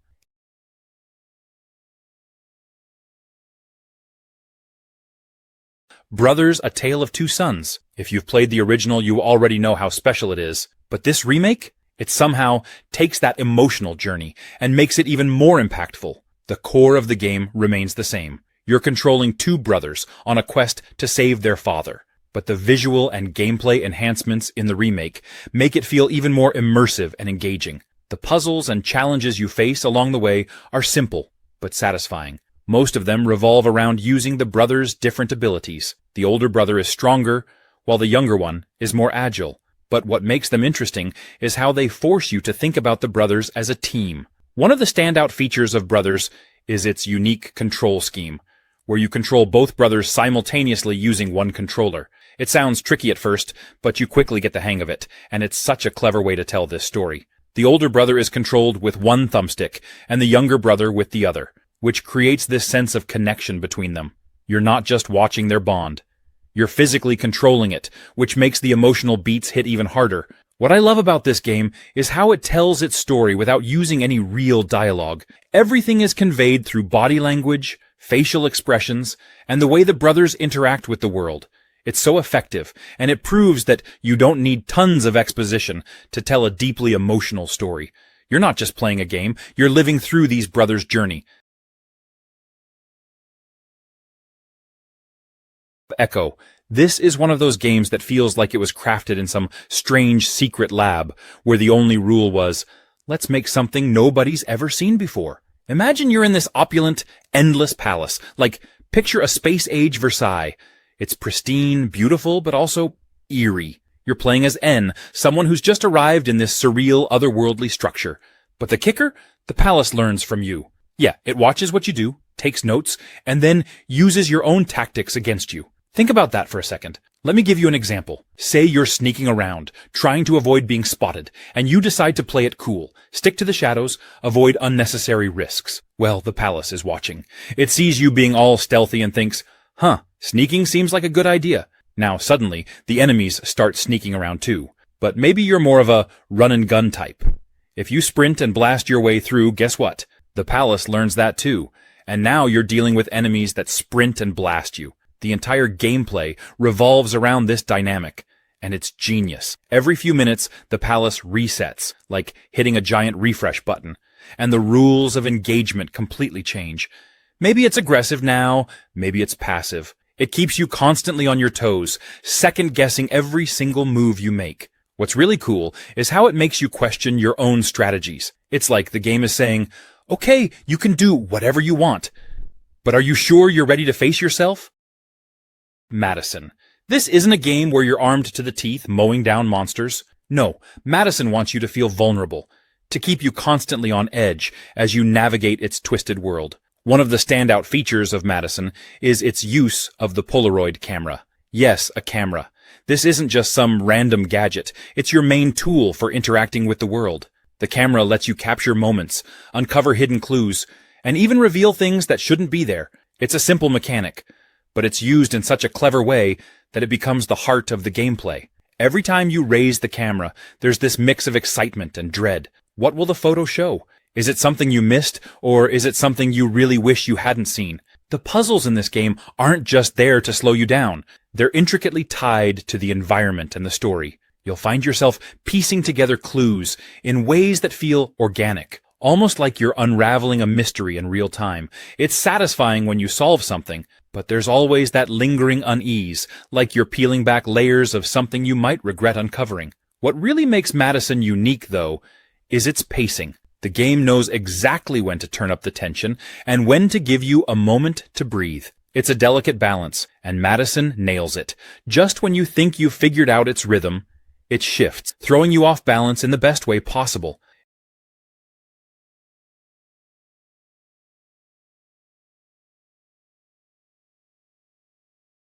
Ancestors, the Humankind Odyssey. This game is unlike anything else, putting you right in the middle of an evolutionary journey that feels both ambitious and personal. It's not just about surviving, it's about thriving, adapting, and shaping the future of your species in a world that's as beautiful as it is brutal. At its core, this game is all about discovery. You start as an early primate, navigating a lush, prehistoric world full of danger and mystery. The game doesn't hold your hand. It encourages you to experiment, make mistakes, and learn from them. It's a constant cycle of trial and error, where every small success feels monumental. Figuring out how to use tools, finding food, or even recognizing threats becomes part of the thrill. Exploration is a huge part of the experience. The world is vast, filled with dense jungles, towering cliffs, and hidden caves waiting to be uncovered. There's a sense of wonder in venturing into the unknown, but there's also an ever-present tension. Predators lurk, and the environment itself can be unforgiving. It's all about balancing curiosity with caution, and knowing when to push forward or retreat. The progression system is fascinating. As you explore and experiment, your clan evolves, unlocking new abilities and skills that make survival a bit easier, or at least less terrifying. It's not just about your individual character. It's about the group as a whole. You're building a legacy, ensuring that future generations are better equipped to handle the challenges. Small end. If you've ever wondered what it's like to see the world through the eyes of something small, really small, this game gives you that experience in the most thrilling way possible. Think of it as an adventure where the everyday turns extraordinary and survival feels like a grand, miniature-scale journey. You're basically thrown into a massive world, but here's the catch. You're tiny. And by tiny, I mean everything around you, plants, animals, weather, feels monumental. You'll find yourself navigating through towering blades of grass and braving massive storms that feel like apocalyptic events because, to you, they kind of are. Survival here isn't just about fighting off the wildlife, though that's definitely part of it. It's about understanding your surroundings and making the best of what nature throws at you.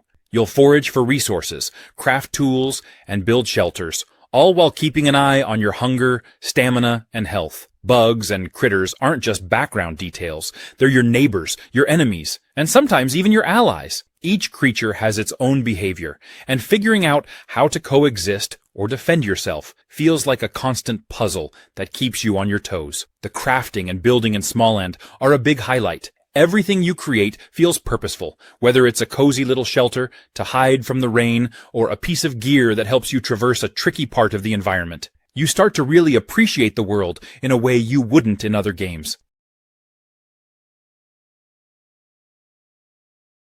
Thymesia. If you've ever played action RPGs that thrive on precise, skill-based gameplay, you'll feel right at home. The combat in Thymesia is all about speed, timing, and strategy. It's fast, fluid, and incredibly satisfying when you get the hang of it. You'll need to dodge, parry, and strike with precision, because the enemies here don't mess around. But don't worry, Thymesia gives you some pretty awesome tools to fight back. One of the coolest things about the combat is the plague weapon system. Essentially, you can steal and wield the special abilities of your enemies. How cool is that?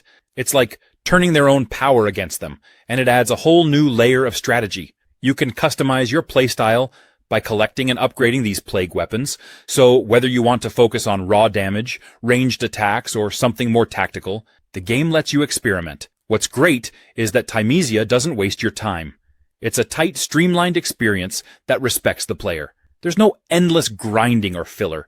Every moment feels purposeful, whether you're fighting enemies, exploring eerie locations, or upgrading your abilities. It's one of those games where you feel like you're constantly progressing, which keeps things engaging from start to finish. The bosses in this game deserve a special mention. They're tough, sure, but they're also super creative. Each one feels like a puzzle you have to solve, not just in how you fight them, but in how you approach the encounter. They're challenging, but not in a frustrating way. Raji. It's an experience that takes you on a journey through a world inspired by Indian culture and legends, with an approach that feels both unique and deeply heartfelt. Now, the gameplay itself? It's a mix of fast-paced combat, clever platforming, and light puzzle solving, all wrapped up in a way that feels fresh. The combat is fluid, and keeps you engaged without overwhelming you. You're given a set of tools to tackle your enemies, and it's all about finding your rhythm, learning how to move and strike in harmony. Battles never feel like a grind. They're moments of strategy and grace that keep you on your toes. What really keeps you hooked, though, is how the world feels alive and meaningful. Every area you visit is steeped in a sense of history and culture. Whether you're exploring ruins, scaling ancient structures, or navigating treacherous landscapes, it all feels like it belongs to a larger, connected world. Platforming also plays a big role here. It's not just about getting from point A to point B, but about making the journey itself exciting and dynamic. You'll find yourself leaping across gaps, scaling walls, and dodging obstacles in a way that feels natural and satisfying. It's smooth, intuitive, and adds a lot of momentum to the game. The enemies you face are not just mindless obstacles. They feel like they belong in this mythological setting. Each encounter feels purposeful, and the variety keeps things interesting. You're always adapting, always learning how to approach each new challenge, and that keeps the gameplay feeling fresh. RoboQuest. If you're a fan of fast-paced action, explosive gameplay, and robots, lots and lots of robots, this game is going to steal your heart. It's one of those games that doesn't take itself too seriously, but delivers an experience so polished and addictive. So, what is RoboQuest all about? Well, it's a roguelite first-person shooter that's all about blasting your way through waves of enemies while exploring vibrant, ever-changing levels. But it's not just your average run and gun. Oh no, this game has style. The art direction is this fantastic mix of cel-shaded visuals and neon-soaked sci-fi goodness that makes every explosion and every laser beam feel extra satisfying. Right from the get-go, the game grabs you with its high-energy vibe. You're thrown into these sprawling, colorful levels filled with robots ready to take you down. And the pace? It's lightning fast. You'll be jumping, sliding, dodging, and shooting all at once. It's chaotic in the best possible way, and the game encourages you to keep moving. The weapons in RoboQuest are a highlight. There's an insane variety of them, from traditional blasters and rifles to some truly wacky, over-the-top creations. And the roguelite aspect of the game really shines here. Every time you jump into a new run, the levels, enemies, and loot are randomized. This means no two runs are the same, keeping the gameplay fresh and exciting. Sure, you're going to fail a few times, that's part of the fun, but every failure comes with progress. Outcast: A New Beginning. The game is a reboot to the original Outcast from the late 90s, which was ahead of its time back then, and this version really brings the world of Adelpha to life in a way that feels fresh, but still respects its roots. Right from the start, you're thrown into this vibrant alien world, and it's gorgeous. The landscapes are lush, filled with all these alien creatures, strange technologies, and different biomes that make each area feel distinct. It's got that sense of wonder that you get from classic sci-fi, where everything is unfamiliar, but you can't wait to explore it. And because the world is so open, you can approach missions however you want. There's a lot of freedom here, and the game doesn't really push you in one specific direction, which makes exploration feel natural. Combat has been overhauled and feels pretty fluid, which is great because the original could feel a bit clunky. Now, it's more streamlined, and there's a lot of variety in how you can approach battles.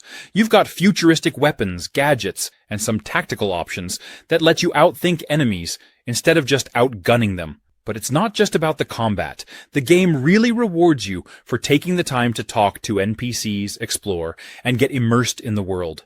You can easily get sidetracked by all the side quests and little mysteries sprinkled throughout the game. One thing that stands out to me is the pacing. It's not a game that rushes you. You can take your time, get to know the world, and really savor the exploration. Gravity Rush 2. The game takes the idea of movement and freedom to a whole new level, giving you the power to defy physics and explore sprawling, beautifully designed cities that practically beg to be flown through. The gravity-shifting mechanic is the beating heart of everything. It's not just a gimmick, it's the foundation for how you interact with the world. Whether you're gliding through the air, scaling buildings from any angle, or dropping into combat with a devastating gravity kick, the sense of control and creativity it offers is endless. Mastering the mechanics is part of the fun, and every time you pull off a flawless maneuver or discover a new use for your powers, it feels incredibly satisfying. Exploration is a dream come true, thanks to how seamlessly the gravity mechanics blend with the massive world. Each area feels alive, full of nooks and crannies to uncover, hidden treasures to collect, and quirky characters to meet. The verticality of the environments is breathtaking, and the ability to literally fly between floating islands, rooftops, and hidden corners adds a layer of discovery that keeps you engaged. Every moment feels like an opportunity to try something new, or see things from a different perspective. Combat in Gravity Rush 2 is all about using your powers in creative and explosive ways. Your gravity kick is your bread and butter, but as you progress, you unlock new fighting styles that completely change how you approach battles.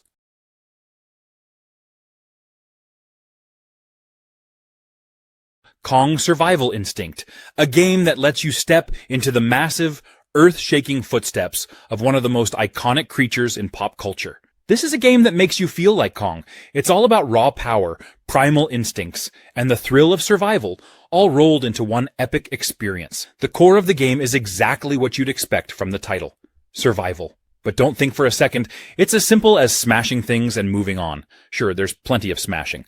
It's Kong, after all, but there's a real strategy to how you approach every challenge. You're not just a giant ape stomping around. You're a living, breathing force of nature, trying to maintain balance in a world that's constantly testing you. Combat is where this game truly roars. The fights are huge, like literally massive. Every encounter feels like a cinematic showdown where you have to rely on more than just brute strength. Timing, positioning, and knowing when to go all out or when to retreat can make the difference between victory and becoming someone else's dinner. And let me tell you, landing a perfectly timed counterattack as Kong, it's the kind of moment that makes you want to stand up and beat your chest, though maybe don't if you're in public. Exploration is another big part of the game. You're not just confined to one small area. You've got a vast, dangerous world to navigate. And it's not just about getting from point A to point B. It's about understanding your environment and figuring out how to use it to your advantage. The first Berserker, Kaza. It's a fascinating dive into a world of pure, unrelenting combat and raw survival instincts. It's not just a game about fighting. It's about embracing the essence of being a berserker, where every move, every decision, feels like it's carved straight from a stone tablet of ancient, primal intensity. It doesn't care about holding your hand or sugarcoating the brutality. Instead, it throws you into its world with all the grace of a boulder tumbling down a mountain. At its core, Kaza is a journey about mastering the art of combat. The gameplay revolves around a dynamic melee system that rewards precision and timing. You're not just mashing buttons here. Every strike, parry, and counter feels like a deliberate act of dominance. The game gives you weapons that feel heavy and impactful, with each one tailored to a specific style of play. The dual axes, for example, are for those who want to go wild with unrelenting attacks, while the massive two-handed hammer is all about raw, crushing power. The environments in Kaza are built to challenge you at every turn. The terrain itself becomes part of the experience. Rocky cliffs, dense forests, and ancient ruins are more than just backdrops. They're part of the gameplay. Whether you're navigating narrow paths or using the environment to outsmart your foes, there's a sense of constant interaction with the world. It feels alive, dangerous, and completely unforgiving. Shadow of the Colossus. It's like one of those rare experiences that just sticks with you long after you're done playing. The whole concept is so simple, but so powerful. You're just this guy trying to save someone you love, and the only way to do it is by taking down these massive colossi. There's no filler, no random enemies, no side quest. It's just you, your horse, and these gigantic creatures scattered across this lonely, mysterious land. And honestly, that simplicity is what makes it so impactful. Every fight feels epic, and the quiet moments between each battle just hit different. The colossi themselves are incredible. Each one feels like a puzzle in its own right. It's not just about slashing away at some big monster. You've got to figure out how to climb them, where their weak points are, and how to use the environment to your advantage. I remember the first time I saw one of those things. It's just so big. You feel so small and insignificant.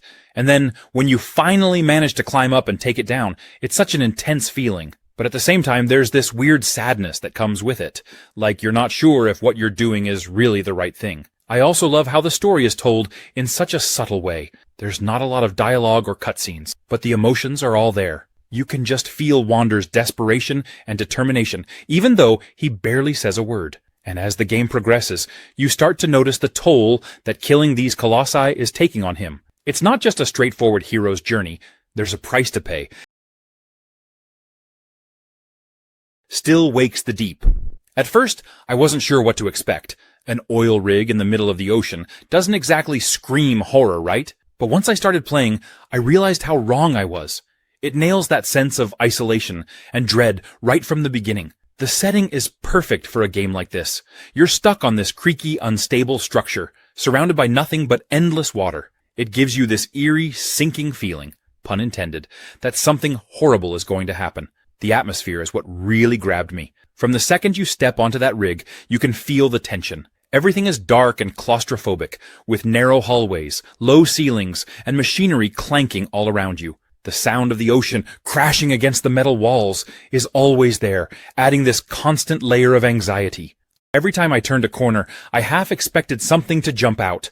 And while the game definitely delivers on scares, it's the psychological tension that kept me on edge. The whole premise is pretty cool too. You play as one of the workers on the rig, just a regular guy, and it makes the experience feel more grounded. You're not some action hero with a gun. You're just trying to survive and figure out what's happening. The game does an amazing job of slowly building up the mystery. You start hearing strange noises, seeing things out of the corner of your eye, and the rig itself feels like it's coming alive. It really gets in your head. The story is mysterious, and I loved uncovering the truth little by little. Aliens Fireteam Elite. If you're a fan of the Aliens franchise, or even just into fast-paced multiplayer shooters, this game is such a ride. Cold Iron Studios really captured the whole being stuck in a xenomorph nightmare feeling. The second that motion tracker starts beeping, with those little blips getting closer, it's like an instant panic button. It really nails that aliens tension, but in a fun, adrenaline-packed way. The multiplayer is honestly where this game shines. Whether you're rolling with friends or hopping in with randoms, the teamwork is key. And when the xenomorphs come flooding in from every angle, walls, ceilings, vents, it's pure chaos. But in a good way.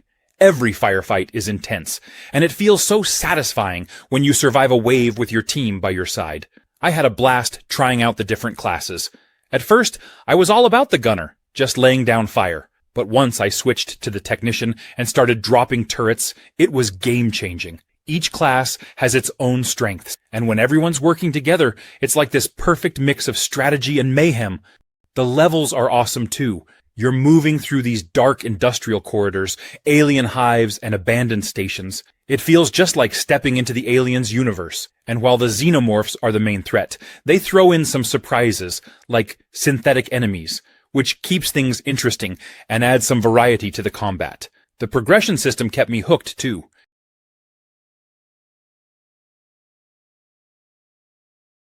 Code Vein.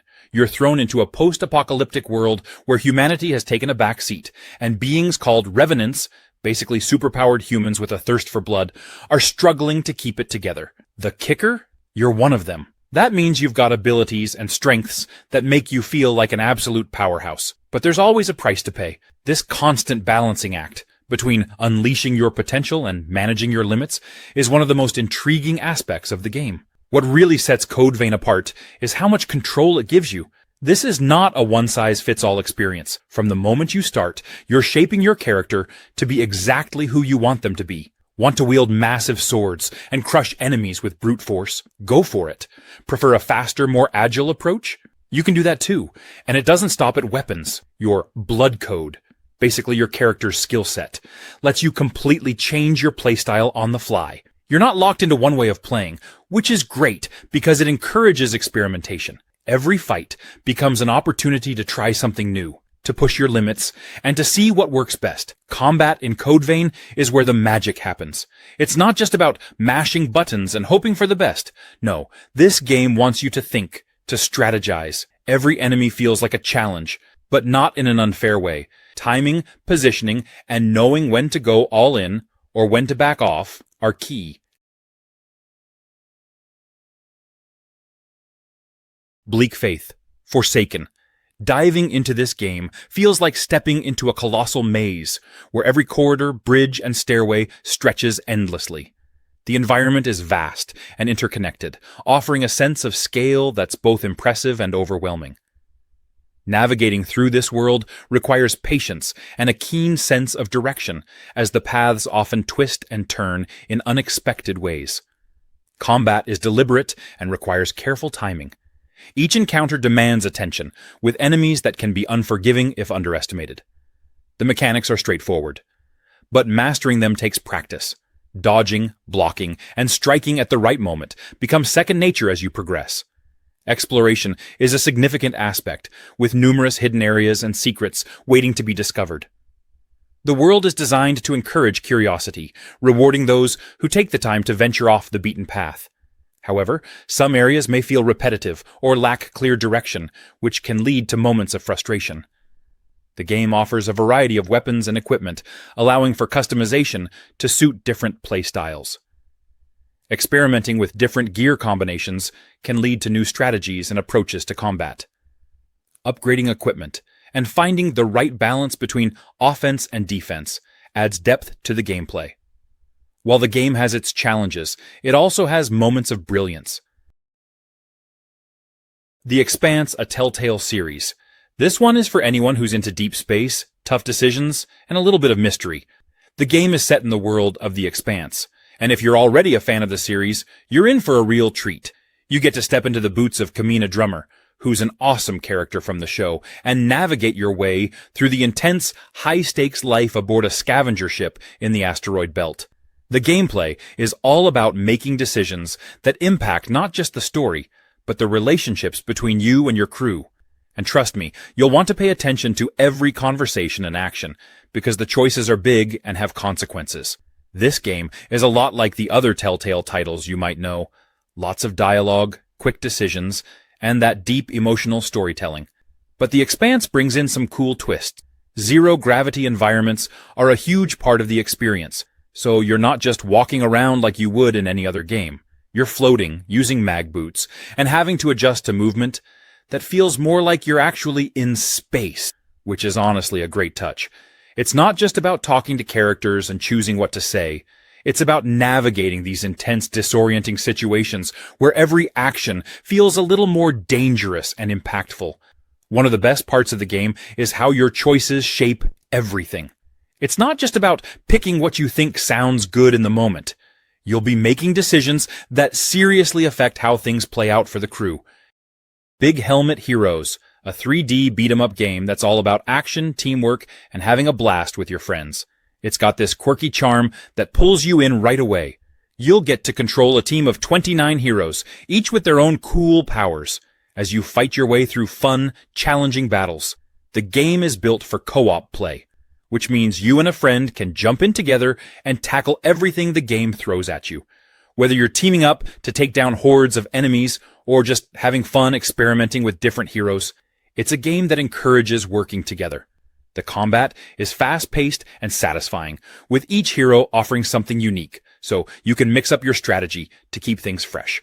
One of the best parts about Big Helmet Heroes is how accessible it is.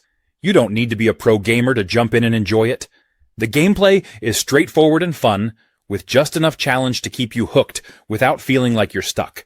It's one of those games where you can pick up and play for a few minutes or dive in for longer sessions, and it's always enjoyable. The hero lineup is full of personality, with each character bringing something special to the table. Whether you're into fast and nimble fighters or characters who can take a beating, there's something for everyone. The variety keeps the gameplay interesting, and switching between different heroes to find the one that suits your playstyle is part of the fun. With the game being designed for both solo and co-op play, Deus Ex Mankind Divided. It's a sequel to Deus Ex Human Revolution, and it builds on everything that made that game great. Right off the bat, the world is what draws you in.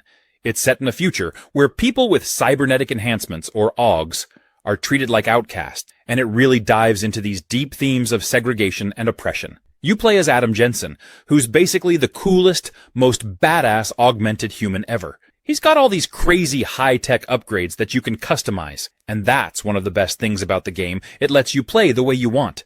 Whether you're sneaking through vents like a ghost, hacking every terminal in sight, or going full-on combat mode with guns blazing, the choice is yours. The game doesn't force you down a certain path, and I love that freedom. The Prague setting is dark, gritty, and packed with detail. It's a world that feels alive, with all these little stories happening around you. Every corner you turn, there's something to discover, whether it's a side mission, a hidden path, or just some cool piece of lore that fleshes out the world even more. The attention to detail is top-notch. The story itself is complex and layered, dealing with conspiracies, political intrigue, and moral choices. What makes Mankind Divided stand out for me is how immersive the experience is. You get so wrapped up in Jensen's world.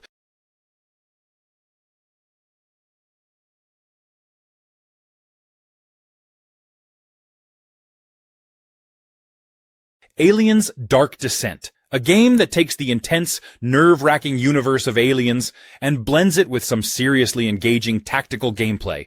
You're commanding a squad of Marines, and your mission is to survive. Sound simple? It's anything but. This is a tactical squad-based game where every decision feels like it could mean life or death. The best part? It's not just about running and gunning, although you'll definitely get your fair share of intense combat. It's about planning, strategy, and making the best of a terrifyingly unpredictable situation. Each mission has you exploring these atmospheric, tightly designed environments, where danger is literally around every corner. You're not just fighting xenomorphs either. There are other threats waiting to throw your plans into chaos, and it's up to you to adapt. Do you press on and risk everything for a key objective, or do you retreat to fight another day? Every choice feels weighty, and that tension keeps you hooked.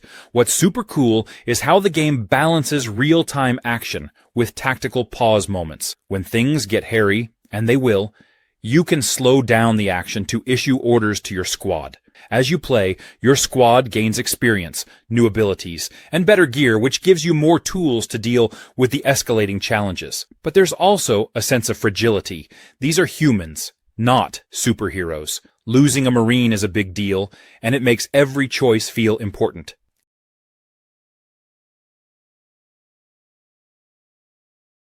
Slime Rancher 2. It's a game of exploration, ranch management, and, of course, slime wrangling. You're armed with a trusty vac-pack, a magical tool that lets you suck up slimes, resources, and just about anything else that isn't nailed down. The goal? Build the most efficient, sprawling, and downright delightful ranch you can, while uncovering all the mysteries this world has to offer. Let's talk about the slimes, because, honestly, they're the stars of the show. These little blobs aren't just your typical farm animals. They're living, bouncing puzzles that demand your attention. Each type of slime has its quirks, needs, and, let's be real, moods. Some are chill and easy to manage, while others will test your ranching skills with their wild antics. Oh, and don't get me started on the combinations. Mixing slimes to create hybrids can lead to some of the most unexpected and hilarious moments. But watch out, you might also accidentally unleash a slimy catastrophe if you're not careful. One of the most satisfying parts of Slime Rancher 2 is how it balances creativity and strategy. You're not just collecting slimes for the sake of it, you're building a fully functioning ranch. Think about how to organize your corrals, upgrade your equipment, and manage resources. Do you focus on maximizing profits with high-value plorts? Yes, that's what their resources are called. Or prioritize creating a ranch that looks like a pastel dream. The choice is yours, and there's no wrong way to play. Exploration is another huge part of the game.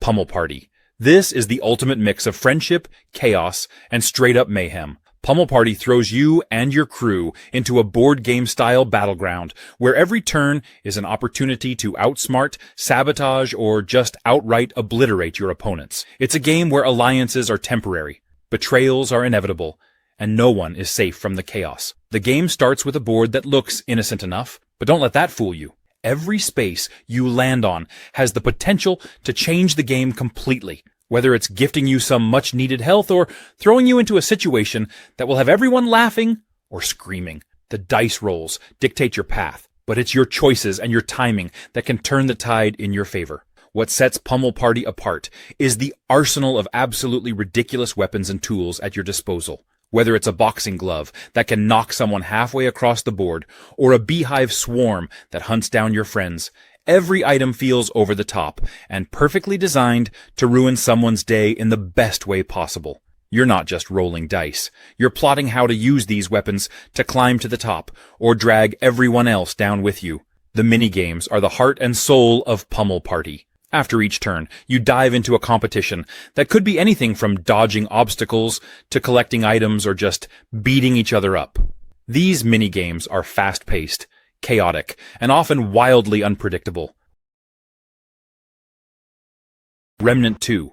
If you've ever thought, I want Dark Souls but with guns, this is literally the game for you. The best part is how they mix that tough, Souls-like gameplay with co-op. Like, you're dodging and weaving through boss fights with your friends. What I didn't expect was how varied the worlds are this time around. You're not just in some post-apocalyptic setting. You're hopping between dimensions, and each one feels so distinct. One second, you're in this creepy, gothic forest, and the next, you're in this futuristic sci-fi city battling weird robotic enemies. The variety keeps things feeling fresh.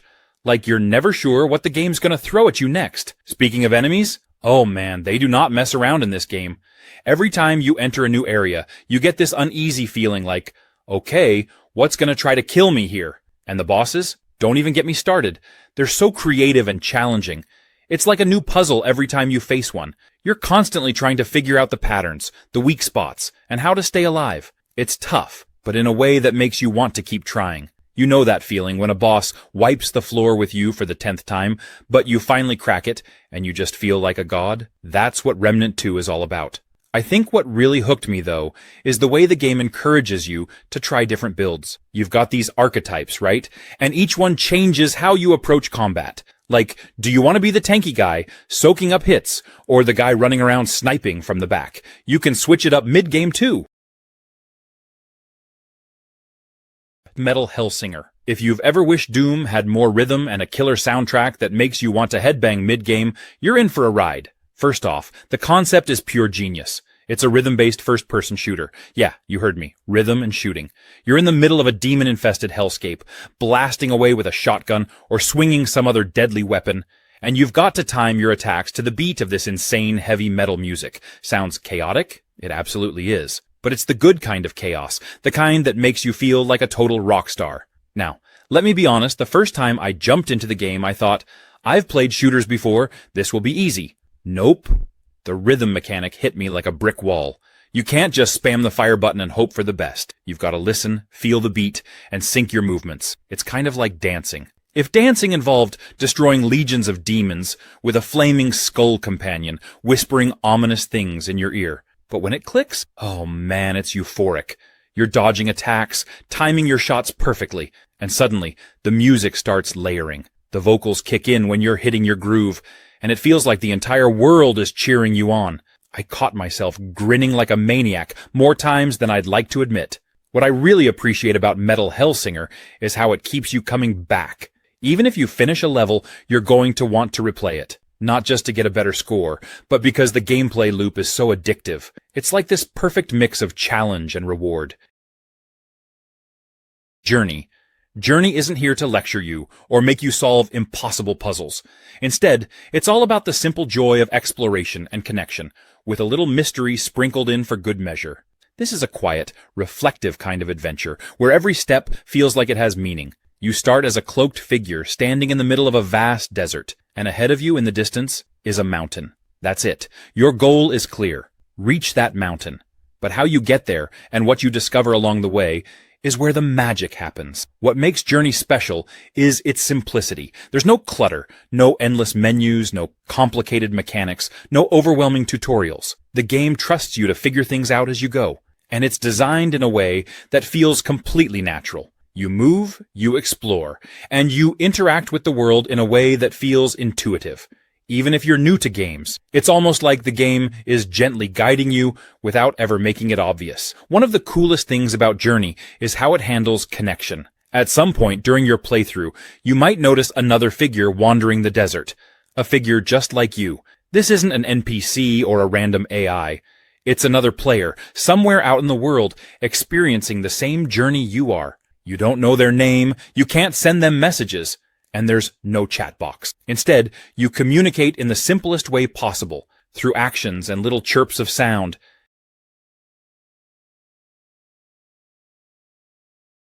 Maneater. Instead of being the hero saving the day, or the anti-hero causing chaos, you're a shark. Yes, an actual shark. But not just any shark. Maneater lets you be the most fearsome apex predator in the ocean. The premise is as ridiculous as it is brilliant. You're swimming around as a bull shark, eating, evolving, and tearing through anything that gets in your way. But here's the kicker. It's not just about mindless chomping, although there's plenty of that, and it's incredibly satisfying. The game has this clever, almost satirical tone that pokes fun at itself and the world you're exploring. You start as a small, scrappy shark pup, but as you chow down on fish, humans, and other sea creatures, you grow. And I don't just mean you get bigger. Oh no, this game takes evolution to a whole new level. As you progress, you unlock upgrades that transform you into an absolute aquatic powerhouse. Want electrified jaws? Done. Armor plating? Sure, why not? By the time you're fully upgraded, you feel like a living, breathing oceanic weapon. What's really cool is how the game combines exploration and combat. The world of Maneater is divided into different regions, each with its own challenges and unique wildlife. One moment, you're gliding through serene waters, and the next, you're in a heated battle with an alligator or a group of aggressive humans who aren't too thrilled about a giant shark crashing their beach party. So, if you're in the mood for a game that lets you unleash your inner predator and wreak havoc in the most entertaining way possible. Deathloop. It's one of those games that hooks you in so effortlessly, it's like the game itself knows exactly what you're craving as a player. Imagine this. You're Colt, waking up on a weird, wild island called Black Reef. You're stuck in this insane time loop that resets every day, so whatever happens, whether you mess up, get taken out, or succeed at something, it's all getting reset. Groundhog Day style. At first, I'll admit I thought, oh man, a time loop? This might get repetitive. But Deathloop manages to pull it off brilliantly. The loop mechanic is far from a gimmick. It's the core of the entire experience, and the game handles it so well that it becomes this awesome, almost addictive puzzle you really want to solve. So, the big goal is to break the loop. And to do that, you have to take down 8 targets, called Visionaries, all in one single day. The twist? They're scattered all over Black Reef, and each one has their own unique routine and stronghold. It's a bit like a murder mystery, where you are both the detective and the hitman. And here's where it gets cool. The game encourages you to explore, try new tactics, and yes, fail. But every failure teaches you something important about the world and the people in it. Now, one of the best parts of Deathloop has to be the main antagonist, Juliana. She's this sassy, relentless assassin who's trying to stop you from breaking the loop. Colt and Juliana feel like real people with history. The game also throws in some fun twists with powers and weapons. You get these abilities that feel a bit like Dishonored. Total chaos. This game takes survival horror to another level, throwing players into the eerie, decaying ruins of Fort Oasis. The island is abandoned, its past buried under layers of mystery, and every step deeper into its remains only raises more unsettling discoveries. The atmosphere is thick with tension, making every dark hallway, every abandoned structure, and every sudden noise feel like a threat. Survival is the heart of the experience. There are no guns to rely on, just whatever can be crafted or scavenged. A wrench, a makeshift axe, or anything that can be turned into a weapon becomes a lifeline. Supplies are scarce, and every encounter demands a choice. Fight with what little remains or run, and hope for another chance later. The game forces careful management of resources, making every decision feel important. Enemies aren't just mindless obstacles. They learn and adapt, making each fight unpredictable. Patterns shift, behaviors change, and what worked before might not work again. The AI keeps every battle fresh, making combat more than just swinging a weapon. Strategy matters, and improvisation becomes essential. The world isn't just about horror, it's about discovery. The deeper players go, the more the island reveals. There's an entire ecosystem at play, with environments ranging from forgotten graveyards to abandoned prisons, each telling a piece of Fort Oasis's history. Even in the moments between action, there's always something to find. The 7 Deadly Sins Origin. This game takes you straight into a dynamic world brimming with action, adventure, and a unique flair that stands out. It's all about exploring a realm where every corner feels alive with purpose, every detail pulling you deeper into the experience. The game introduces a vast, open world that feels handcrafted for discovery. Each region is distinct, filled with elements that make it more than just a backdrop. The landscapes are alive, and there's a real sense of progression as you navigate through various terrains and interact with the world in unexpected ways. The characters are the heart of the game, each bringing their own unique abilities and quirks into play. The focus is on teamwork and synergy, with a gameplay system that encourages you to think about how to combine their strengths. This isn't about just picking favorites, it's about understanding what each character adds to the mix, and using that to your advantage. Combat in the 7 Deadly Sins feels fluid and responsive, with a variety of abilities that keep battles fresh. It's less about button mashing and more about strategic planning, figuring out the best ways to approach different enemies and scenarios. Exploration is seamlessly integrated into the gameplay, with plenty of rewarding detours and surprises. The game is designed to encourage curiosity, with hidden areas and challenges that feel like they belong in this world. It's the kind of environment where taking a moment to look around often pays off in ways that feel rewarding. Into the Dead, Our Darkest Days. You know when you dive into a zombie game and you're bracing yourself for the same old storylines and tropes? Forget that here. This game takes a bold step in a completely fresh direction. Our Darkest Days puts you in the middle of Texas during the early days of a zombie apocalypse, and it's a side-scrolling survival game. I know, a 2D perspective might make you think it's limited in scope, but the way this game builds tension, atmosphere, and stakes with that view is absolutely genius. The gameplay is survival-focused, which means scavenging for supplies, managing resources, and making tough decisions. And I do mean tough. The game doesn't hold your hand, and that's what makes it so satisfying. Every choice you make feels significant, whether it's deciding which supplies to grab or what risks to take. There's this constant weight to your actions. What's brilliant, though, is how the game nails this balance between challenge and accessibility. It's not overwhelming, but it's not forgiving either. You'll have moments where you're barely scraping by, and then something clicks, an item you find or a plan that works, and you feel like a total genius. It's that kind of gameplay loop that keeps you coming back for more. The game doesn't just throw zombies at you, it throws moral dilemmas and emotional punches. Whether you're a fan of survival games, love a gripping story, or just want something fresh in the zombie genre, this game is an absolute must-play. Crime Boss, Rockay City. It's a first-person shooter with a focus on assembling your crew, planning jobs, and executing them with style. Think of it as a mix between a strategy game and an action-packed shooter, where every move you make can shift the balance of power in the city. The game revolves around taking control of Rockay City's criminal scene, and trust me, it's no small task. It's all about the crew. Building your team isn't just about grabbing the biggest guns. It's about finding the right personalities, the right skills, and making sure they can get the job done when things inevitably go sideways. And let's be real, in this game, things will go sideways. One moment, you're sneaking through a high-security vault, and the next, alarms are blaring, and all hell breaks loose. That's where your crew comes in. Whether they're picking locks, cracking safes, or holding off the cops while you make your escape. The shooting mechanics are tight, and the adrenaline rush of going head-to-head with rival gangs or outrunning law enforcement is something you'll feel every time you play. But what really sets it apart is how dynamic the gameplay feels. Every heist, every skirmish, every encounter feels like a high-stakes gamble. Do you go in guns blazing, or do you try to play it smart and quiet? The game lets you approach situations however you want, but Rocky City has a way of punishing overconfidence, so be ready to adapt. And then there's the strategy layer. This isn't just about being the best shot or pulling off flashy heists. It's about building a criminal empire from the ground up. Numata. I went in thinking it was going to be your typical first-person horror experience, but it's so much more than that. The game has this incredible way of messing with your mind, and I love how it plays with psychological horror. Not just cheap jump scares. Don't get me wrong, there are definitely moments that'll make you jump, but it's the slow burn that really sticks with you.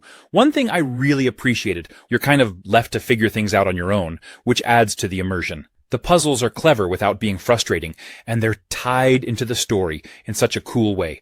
You're not just solving random puzzles for the sake of it. They're woven into the narrative, and they make you feel like you're uncovering more about what's really going on. And the story? It's super mysterious and keeps you guessing. I love that it's not immediately clear what's happening. There's this deeper, almost philosophical layer to it that kept me hooked.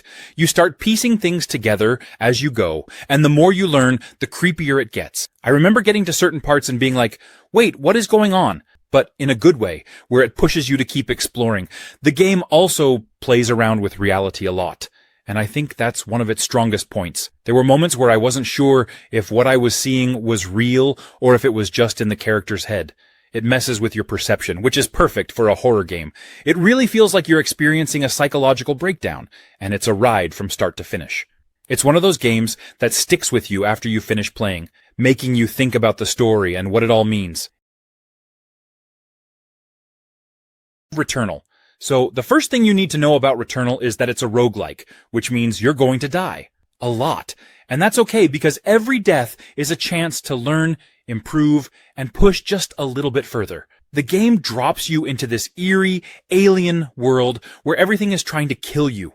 And I do mean everything. But instead of being frustrating, it's exciting. Each time you come back, the world changes, the environments shift, the enemies move differently, and you're left wondering what's around the next corner. It's addictive in the best way. The combat is fast, fluid, and incredibly satisfying. You've got all these crazy weapons and gadgets at your disposal, and each one feels unique, whether you're zipping around dodging neon bullet storms or pulling off a perfect shot midair. It feels like you're in a sci-fi action movie. It's chaotic, but in a way that makes you feel totally in control. Like, yeah, the odds are stacked against you, but you've got the skills to survive. The level design is so well done that even when you're running through the same areas multiple times, it never gets boring. You'll stumble upon ruins, weird alien tech, and these hauntingly quiet moments that make you stop and just look. There's this constant sense of, what happened here?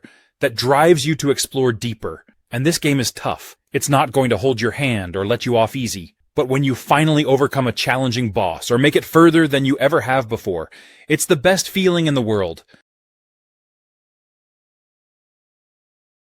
Ghost Runner 2.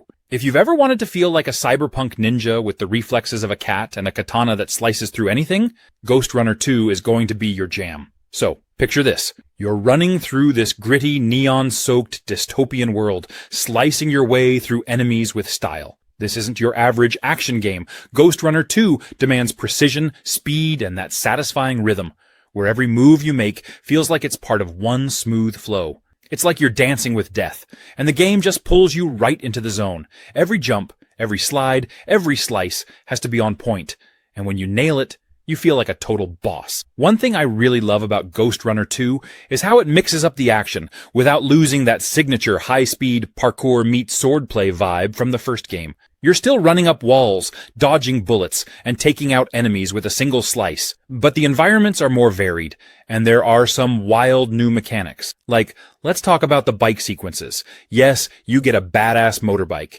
These sections are crazy intense, and they really add a fresh layer to the gameplay. Imagine zooming through narrow passageways on a bike at ridiculous speeds, dodging obstacles and jumping ramps. It's pure adrenaline, and it breaks up the swordplay sections perfectly. Now, I'll be honest, this game is tough, but it's that good kind of tough, where every death just makes you want to try again and do it better. The controls are tight, and you feel like every success is completely in your hands.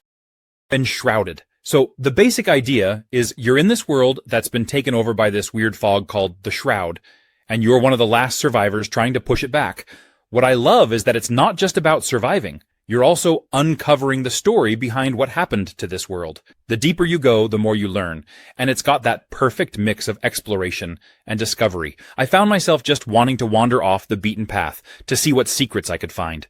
What really sets Enshrouded apart for me is how it blends survival and RPG elements. You've got your base building, gathering resources, and crafting. But then you're also leveling up your character, unlocking abilities, and taking on these pretty intense enemies. It feels like a solid mix of genres, so if you like both survival and RPGs, it's kind of a dream combo. What's also great is how much freedom the game gives you. You can focus on survival and base building if that's your thing, or you can dive headfirst into combat and exploration. There's a nice balance between managing your resources and going out to face the world. It's not overly punishing either. It gives you enough challenge to feel rewarding, but doesn't make you feel like you're constantly struggling. And the multiplayer, it's a blast. Playing with friends makes everything even better, especially when you're working together to build a base or taking on tougher enemies. There's something about surviving and exploring with your crew that makes the whole experience feel more dynamic.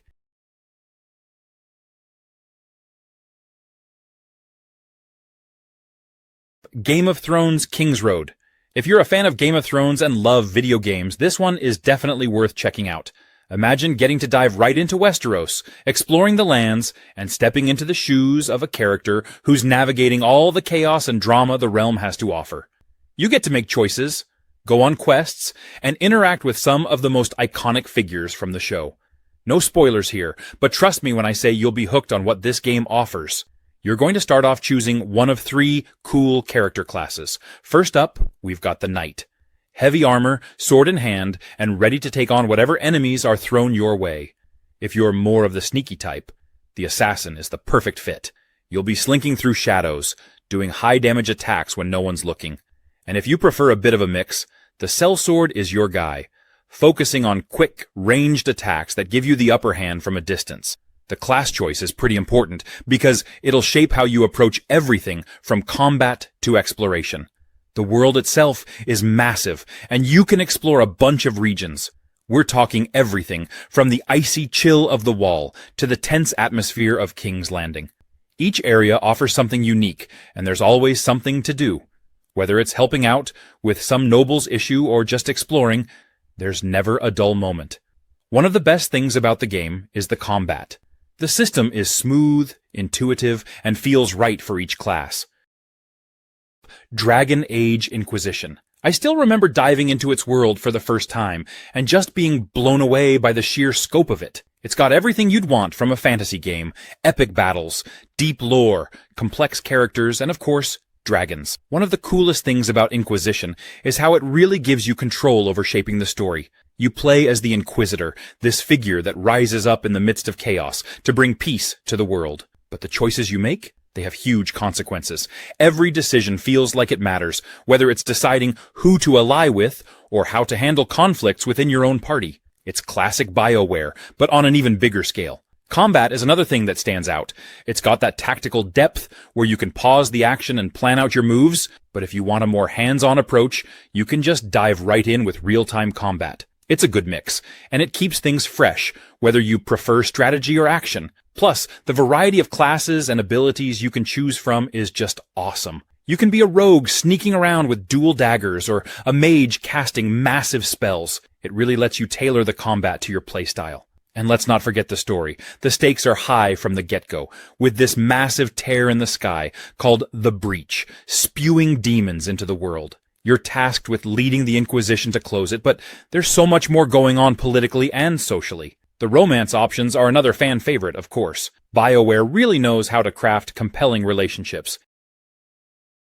Hood, Outlaws and Legends. This game brings a thrilling twist to the classic Robin Hood-inspired tale. It's a multiplayer experience where you assemble a team of outlaws to pull off daring heists while competing against another team and avoiding AI-controlled guards. It's all about strategy, teamwork, and the sweet satisfaction of outsmarting your opponents. The gameplay revolves around choosing your character and role within the team. Each outlaw has their own unique abilities and playstyle, whether it's sneaking in the shadows, taking down enemies from a distance, or smashing through obstacles with brute force. These characters aren't just reskins of generic roles. They each feel tailored to their own strengths and quirks, making the team dynamics all the more exciting. Stealth is a huge part of the game. The world is crawling with guards, and slipping past them unnoticed is half the battle. Whether you're hiding in tall grass, blending into the crowd, or timing your movements just right, every step feels tense and calculated. But stealth isn't just about avoiding detection. It's about creating opportunities for your team to succeed. A well-executed distraction or a quiet takedown can make all the difference. The heist itself is where the game truly shines. You and your team must locate and steal a heavily guarded treasure chest, while the rival team is trying to do the same. It's a constant game of cat and mouse, with both teams scrambling to stay ahead of each other while dodging the AI-controlled guards. Ghost of a Tale. Imagine stepping into a world where you play as a little mouse named Tilo, a minstrel with a big heart and a knack for sneaking around. This is a game where charm and danger walk hand in hand, and it's absolutely magical. And speaking of being tiny, that's where the real fun begins. You're not some overpowered hero here. You're small, vulnerable, and, well, adorable. But don't let that fool you. Tilo's resourcefulness is what makes him stand out. The game is all about using your wits to outsmart enemies and navigate the world, and that sense of being the underdog makes every victory feel so much sweeter. The stealth mechanics are at the heart of the gameplay. As Tilo, you'll spend a lot of time sneaking past guards, hiding in barrels, and darting through shadows to avoid being spotted. It's tense, but never overly punishing. You're always encouraged to think creatively, whether that's distracting enemies with objects, learning their patrol routes, or even donning disguises to blend in. There's a real sense of satisfaction when you successfully slip past a heavily guarded area without getting caught. One of the coolest things about Ghost of a Tale is how much freedom you're given to explore. The game's world may not be massive, but it's packed with hidden paths, secret areas, and collectibles that reward curiosity.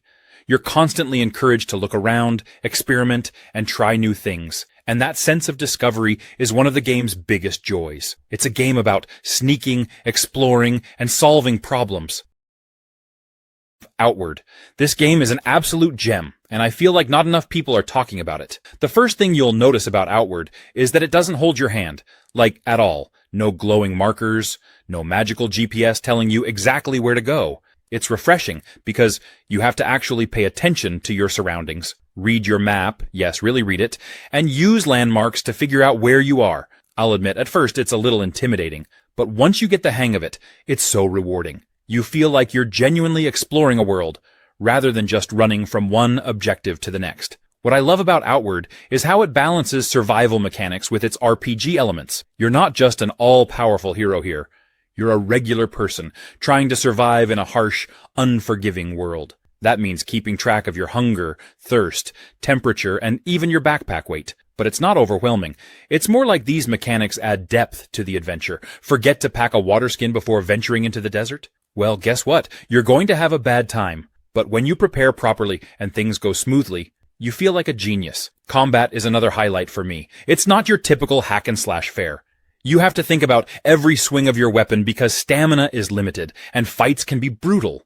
It's all about timing, positioning, and strategy. Oh, and don't expect to just charge into a group of enemies and come out unscathed. This game will humble you real quick. But when you finally nail a tough fight, man, that's a good feeling. Ghostbusters. Spirits Unleashed. It's a team-based multiplayer experience where you can either join the Ghostbuster squad or, plot twist, become the ghost. Yep, you get to pick a side. Playing as a Ghostbuster means working with your team to track down and capture ghosts before they cause too much havoc. You'll be scanning, zapping, and deploying traps in this fast-paced hunt. It's all about coordination and strategy, but don't worry. It's packed with that fun, chaotic energy you'd expect from ghostbusting. As the ghost, your goal is to haunt the location, scare people, and stay one step ahead of the Ghostbusters. You'll be sneaking around, possessing objects, and creating as much chaos as possible while avoiding capture. It's such a fun twist on the usual formula, and it keeps the gameplay fresh, no matter which side you're on. One of the coolest parts is how the game makes every match feel like its own little episode of ghost-busting greatness. The locations are filled with interactive elements, giving you plenty of opportunities to strategize and outsmart your opponents. Whether you're chasing down a slippery spirit or evading the Ghostbusters, every match is packed with tense, hilarious moments that you won't forget. And let's not forget the customization. You can tweak your gear, upgrade your abilities, and make your Ghostbuster or Ghost truly your own. It's a great way to keep the game feeling personal and let you experiment with different playstyles. This multiplayer gem is a blast,